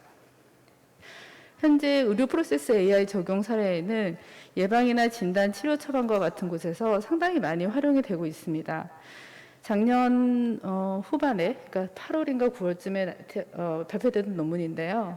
그 런캔서 페이션트들의 프리딕터를 하는 데 있어서 단순히 그들의 어떤 통계적인 예측 모델을 이용하는 게 아니라 AI 시스템을 이용한 머신러닝을 하게 되면 예측률이 대략 98%까지 올라갈 수 있다고 합니다. 간단히 보시면은 그 기본적인 인베런스한 데이터들을 구축을 하고 이 중에 약 80%를 프로세싱 데이터셋으로 놓고 기본적인 임상 데이터하고 QOL 데이터를 모델 안에 넣어서 러시머닝을 계속 유지하게 되면 모델을 적합 모델을 찾을 수 있게 될 거고요. 그럼 그 적합 모델을 가지고 이 테스트 세트 쪽에다 다시 적용을 시켜서 밸리데이션을 하는 작업들이 진행이 되어 왔습니다. 그래서 이거는 이런 어떤 AI를 활용한다는 측면도 중요하지만 이렇게 예측 모델이 98% 정확도를 얻는다는 것은 여기에 들어가는 익스포저에 해당하는 것들을 조정했을 때 이들의 예후와 그리고 재발 이런 것들에 영향을 많이 줄 수 있는 시스템을 또 다시 개발할 수 있다는 그런 장점이 있습니다. 강원대학교의 온몹 시스템은 다음과 같습니다. 지금 저희들이 데이터 변환이 2018년까지 되어 있는데 작년에 이걸 먼슬리 데이터 업데이트로 바꾸면서 아마 올해는 올해 말 지금 현 시점에서는 대략 2021년 2월 달까지는 업데이트가 되어 있습니다. 그래서 그 구성은 대략 10개의 카테고리 테이블로 되어 있고 전체 도메인은 보시는 것처럼 13가지 도메인으로 되어 있습니다. 각각의 도메인마다 구체적인 그 컬럼 정의서들을 가지고 있어서 여러분들이 이제 확인을 하시고 그 각각의 전공자들이나 연구자들이 보시고 관심 있는 부분들을 추출할 수 있는 시스템으로 되어 있습니다. 이런 도메인을 만들게 될 때 그 CDM에서는 공통적으로 쓰이는 시스템이 있고 그 다음에 기관별 개별 코드를 가지고 있는 게 있습니다. 일반적으로 이제 공통으로 쓰는 코드들을 중심으로 해서 전체 40개 이상의 아까 보여주셨던 5천만 건 이상의 데이터를 쓸 수 있다고 보시면 되고요. 그다음 기관별 개별 코드의 경우에는 이제 에비드넷이라고 그 시스템을 관장하시는 이 업체가 있는데 거기에서 의논을 해서 공통된 부분들을 함께 공유할 수는 있습니다. 그래서 공통 코드와 기관 코드에 대한 분류이고요. 그리고 아까 그 유승찬 교수님 말씀하실 때도 컨셉이라는 표현을 되게 많이 쓰셨는데 처음에 제가 이 CDM을 볼 때는 이 컨셉이라는 개념을 진짜 이해하는 데만 시간이 좀 많이 걸렸던 것 같습니다. 왜냐하면 우리가 관심 있는 데이터를 중심으로 보기 때문에 이 컨셉처럼 연계되어 있는 데이터를 보는데 좀 익숙하지가 않거든요. 근데 이 CDM 데이터는 컨셉이라는 개념으로 연계될 수 있는 많은 부분들을 이 ID 자체로 연계해내는 그런 시스템을 가지고 있는 것 같습니다. 그래서 이 컨셉 코드를 이용해서 지금 보시면은 상병 진단 코드도 이렇게 순방향으로 보시면 원래 컨셉 코드를 만들 때 저런 절차를 거쳐서 만듭니다. 하지만 이 CDM을 쓸 때는 저 컨셉 코드를 가지고 역으로 추정해서 내가 원하는 것이 무엇인지를 확인하는 방식을 취하게 되는 것 같습니다. 약물 코드도 같은 방식으로 이해를 하시면 될 것 같고요. 이런 방식으로 컨셉 아이디를 가지고 있으면 실제로 옴옵 시스템 안에서 이 많은 데이터들을 이제 한 번에 보고 판단해서 본인의 가장 적합한 데이터를 찾아낼 수 있습니다. 하지만 저희 연구팀, 우리 병원에 있었던 연구팀들이 이걸 접근하는 걸 봤을 때는 한번 해볼 수는 있지만 여기에서 본인의 아이디어를 적극적으로 이렇게 가미해서 결과를 도출하는 데는 많은 제한점이 있는 것 같았습니다. 제가 지금부터 보여드리는 슬라이드는 실제로 여러분들이 데이터를 얻고자 할 때 어떤 형태로 되어 있는지를 그냥 한번 보시기를 바라는 마음에 약간의 그 10개의 카테고리에 대한 거를 데이터로 그냥 쭉 가지고 왔습니다. 사람에 대한 아이디와 그 다음에 비지트되어 있던 히스토리, 그리고 그들이 어디에 케어 사이트나 프로바이더를 이용하여 어떤 자료들, 그리고 이것들을 실제로 컬럼 정의서하고 데이터베이스로 어떻게 뽑아낼 수 있는지를 보여줄 수 있고요. 실제로 이제 컨디션은 어떻게 생겼는지도 각각 컬럼 정의서마다 필요한 부분들이 정의가 되어 있습니다. 그 다음 제가 말씀드리고 싶은 것은 이 메저먼트 파트인데요. 드럭 인포메이션은 워낙 인포메이션 자체가 상당히 파퓰러하고 많은 페이퍼들이 또 이 드럭을 중심으로 해서만 나오고 있기 때문에 잘 정립이 되어 있습니다. 하지만 메저먼트 같은 경우에는 실제로 이것들이 메저먼트가 그냥 부등호라든지 또는 뭐 플러스 마이너스 또는 그냥 문자 이런 것들이 그대로 들어가 있습니다. 근데 최근에는 이런 것들을 숫자 형태로 전부 다 바꿔서 다시 말하면 코드화 시켜가지고 이걸 만들었기 때문에 실제로 데이터를 가지고 이걸 추출해서 보실 때는 이런 코드에 대한 정보를 반드시 유념하셔야 됩니다. 옵저베이션 데이터도 있고요. 그 다음에 데스 데이터는 현재 갖춰진 건 다음과 같은 내용들로만 구성이 되어 있습니다. 하지만 데스는 통계청에서 실제로 데스 데이터를 머지를 할 수 있기 때문에 필요하다면 오히려 그쪽 데이터를 쓰는 것도 하나의 방법인 것 같습니다. 현재 우리나라 우리 병원의 CDM 데이터 대상자 분포는 다음과 같고 대략 20대에서부터 50대 또 60대에 있는 환자들이 많은데 독특한 거는 20에서 29세 환자들이 상당히 많다는 겁니다. 그리고 남녀에 대한 차이는 별로 없고요. 지역적으로는 화천이 가장 많고 그다음 춘천, 양구, 홍천으로 되어 있습니다. 현재 진단 데이터에 대한 정보는 다음과 같습니다. 이러한 데이터에 대한 정보는 여러분들이 혹시라도 관심 있는 분야가 있으면 저나 혹은 관련된 분들에게 의뢰를 하셔서 실제로 이 데이터는 이렇게 깔끔하게 나오는 게 아니라 한 사람에 대해서도 여러 번 병원을 방문하고 여러 번 또 메저먼트를 갖게 되고 그러다 보니까 데이터가 많이 섞여져 있습니다. 그래서 그 데이터를 실제로 뽑아내는 데는 아무래도 이 통계나 데이터를 다뤄본 사람들이 필요하기 때문에 향후에 이런 부분들에 대한 기관의 지원이 좀 필요할 것 같습니다. 그러니까 물론 이제 연구자들이 이걸 해주면 좋긴 한데 똑같이 시간을 투자하는 거기 때문에 상당히 많은 노력이 소요가 됩니다. 그래서 좀 전문적으로 이걸 해줄 수 있는 그런 전문 인력이 좀 필요할 것 같습니다. 다음은 제가 라이프로그 빅데이터 플랫폼 센터 구축 사업을 하고 있고 여기에서 CDM과의 라이프로그 데이터를 어떻게 연결하고 있는지 말씀을 드리도록 하겠습니다. 현재 원주에 있는 연세병원에서 중심이 돼서 이걸 이루어지고 있는데 보시는 것처럼 병원 3곳과 기업 6곳을 중심으로 진행이 되고 있습니다. 우리 병원은 임상기반 라이프로그 빅데이터 센터로 명명이 돼서 데이터를 구축하고 있고요. 그렇기 때문에 데이터의 구성은 기본적으로 3개의 데이터로 진행이 되고 있어서 저를 중심으로 한 데이터 수집과 QC 분석 행정 담당 팀이 있고 자문과 운영위원회를 두고 있습니다. 이 데이터가 기본적으로 현재 라이프로그하고 CDM 데이터를 연계시킨 자료인데요. 보시는 것처럼 그 강원대학교 병원의 클리니컬 DB를 CDM을 통해서 구축을 했고 여기에 2가지 형태의 코호트를 접목을 시켜서 데이터베이스를 만들고 있습니다.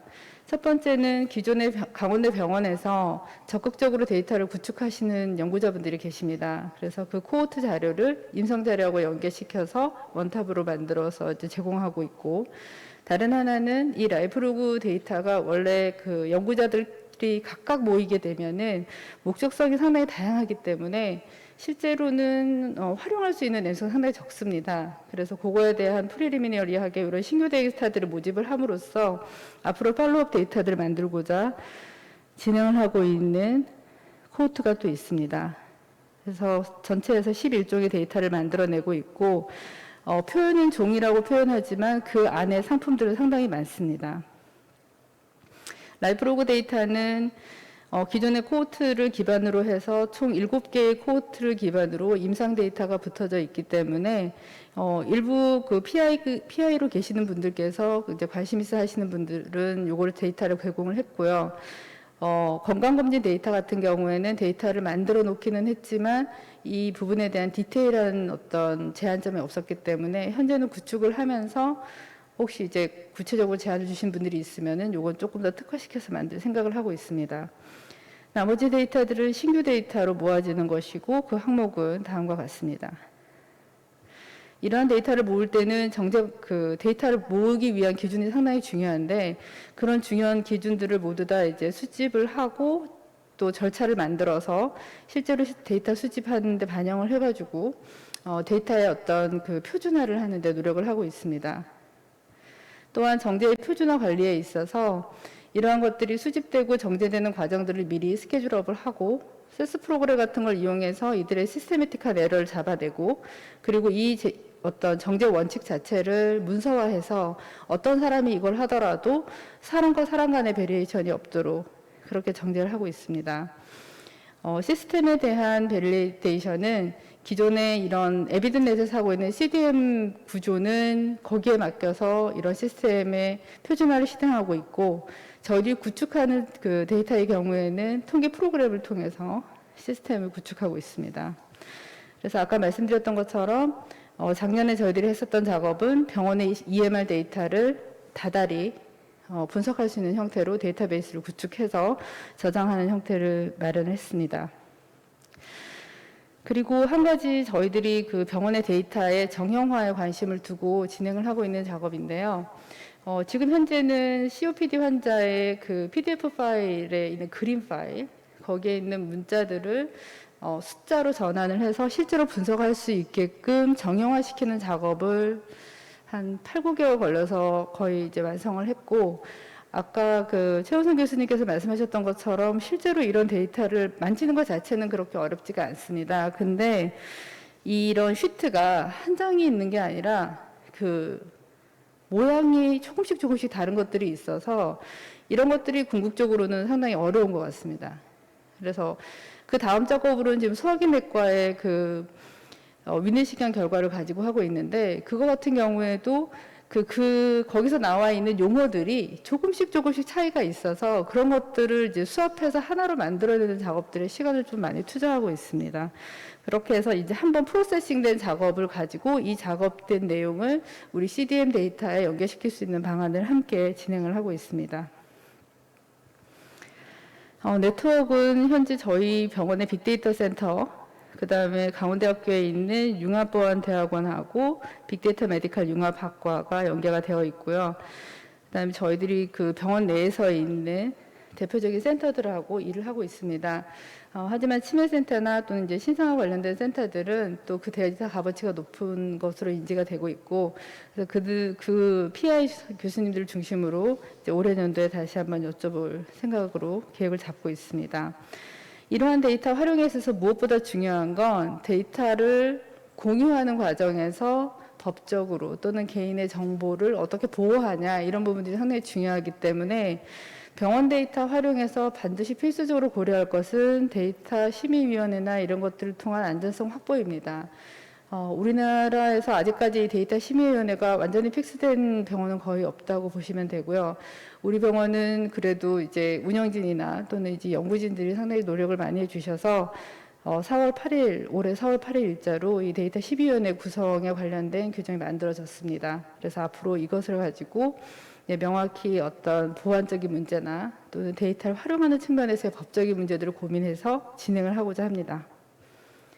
마지막으로 이 임상 데이터의 연구를 어떻게 확장할 수 있겠냐, 두 개를. 그래서 저희들이 이제 실시하고 있는 것은, 작년에는 주로 이제 단타로 CDM이면 CDM, 라이프로그면 라이프로그 이렇게 진행을 했다면, 올해는 CDM 데이터를 최대한 활용을 해서 기존의 코호트에 붙일 수 있는 모든 임상 데이터들을 붙여 나가는 걸 목표로 하고 있습니다. 그래서 보시는 결과는 작년에 했었던 백본 안에 그 기존의 병원에서 주는 데이터 이외에도 신규로 오는 데이터들의 경우에는 웨어러블 장치라든지 환경적인 어떤 미세먼지 장치나 이런 것들에서 오는 데이터를 실시간으로 받아서 함께 접목시키는 풀세터를 만들고자 하고요. 그러한 것들이 궁극적으로는 이제 라이프로그 통합 DB에 구축이 되고 이런 데이터베이스를 활용할 수 있도록 셋을 만들고자 노력을 하고 있습니다. 그래서 마지막으로 신규 라이프로그 데이터 구성에 있는 저희들의 목표는, 보시는 것처럼 병원 기반의 임상정보가 먼슬리 업데이트된 강원대학교 CDM에서부터 온다면 거기에 라이프로그 정보와 환경이나 또는 다른 웨어러블 기계로부터 오는 자료를 하나의 세트로 묶어서 가로로 긴 변수를 가지는, 그래서 다양한 형태의 그 질병 접근을 할 수 있는 그런 데이터셋을 만드는 걸 목적으로 하고 있습니다. 작년에 또 여러 과에서 참여를 해주셨고, 올해도 호흡기, 내분비, 류마티스, 신장, 그리고 신경과에서 함께 이 작업을 해주고 계십니다. 다음은 그냥 데이터 구성에 대한 내용이었고요. 마지막으로 제언을 드리자면, 저희 강원대학교에서 이런 EMR 자료 활용을 위한 CDM 자료가 조금 자주 어떤 미팅이나 또는 연구자들끼리의 어떤 그 공유 이런 것들이 이루어져서 조금 더 자료에 대한 이해를 자주 할 수 있는 기회가 주셨으면 좋겠고, 그 다음에 라이프로그 빅데이터 연계를 어떻게 할지, 그리고 더 중요한 건, 사실 여기에는 제가 그걸 안 썼지만 저희들 CDM 데이터는 고대에 비하면 상당히 적습니다, N수가. 하지만 고대는 CDM을 이미 이제 오픈을 했고, 그러면 그 오픈된 CDM을 우리가 어떻게 활용할 것이냐 하는 방안들도 지금 연대, 고대, 그리고 저희 병원이 뭐 다음 주에 회의가 있습니다. 그래서 그런 자리를 빌어서 거기에서부터 데이터를 우리가 어떻게 활용할 수 있을지, 그리고 다행히도 이런 플랫폼에서 현재 연구 목적으로 쓰기 위해서는 CDM을 모두 다 공유해도 좋다라고 해있기 때문에 그런 데 대한 아이디어를 좀 공유하고 싶습니다. 그래서 타병원 자료기관에 대한 연계 가능성을 타진을 하고, 궁극적으로는 이러한 그 연구자들이 이런 데이터를 활용할 수 있으려면 가장 큰 배리어는 기술적인 문제인 것 같습니다. 아이디어는 엄청 많은데, 다시 말해서 브레인은 엄청 많은데 이 브레인에 있는 것들을 모두 다 이렇게 해줄 손발이 너무 부족한 것 같고, 그런 손발이 역시 또 전문가를 키워내는 과정이기 때문에 그런 과정들을 좀 활성화시킬 수 있는 그런 프로그램들이 우리 기관에서 좀 운영이 됐으면 하는 바람을 가져봅니다. 제 발표는 여기까지 하겠습니다. 감사합니다. 네, 좋은 강의 감사드립니다. CDM에 대해서 그리고 라이프로그 빅데이터에 대해서 여러 가지 연구 결과와 제언들을 많이 해주셨는데요. 질문 있으시면 채팅창에 남겨주시면 감사하겠고요. 한 가지 좀 질문을 드리고 싶은데, 만약 현재 어떤 임상 연구자가 본인의 아이디어가 있다면 좀 구체적으로 어떤 방법을 통해서 이렇게 DB라든가 이런 데 접근을 할 수 있을까요? 개인 연구자가 실제로 서버에 접속해서 데이터를 보고자 하면 그분께서 데이터가 어떻게 생겼는지를 보기도 전에 아마 들어가는 거에서부터 배려를 느끼실 겁니다. 그렇기 때문에 지금 현재는 이게 좀 활성화된 이후에는 조금 찾아보겠지만, 지금 현재는 저와 저 연구실에 있는 전문적으로 이 데이터를 다룰 수 있는 사람들의 도움을 받으실 수 있을 것 같습니다. 네, 좋은 말씀 감사드립니다. 예. 더 이상의 질문은 없는 것 같고요. 네, 이상한 교수님 좋은 강의 다시 한번 감사드립니다. 감사합니다. 예. 저희가 이렇게 해서 두 번째 세션까지 모두 마치겠고요.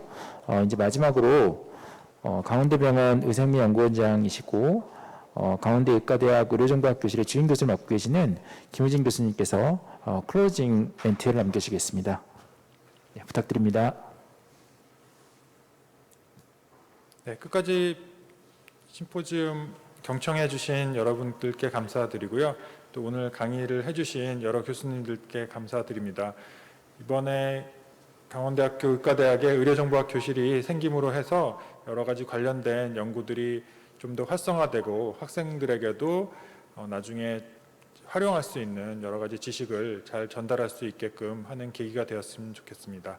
네, 지금까지 경청해 주셔서 감사합니다. 이것으로 오늘 심포지움을 마치겠습니다. 감사합니다.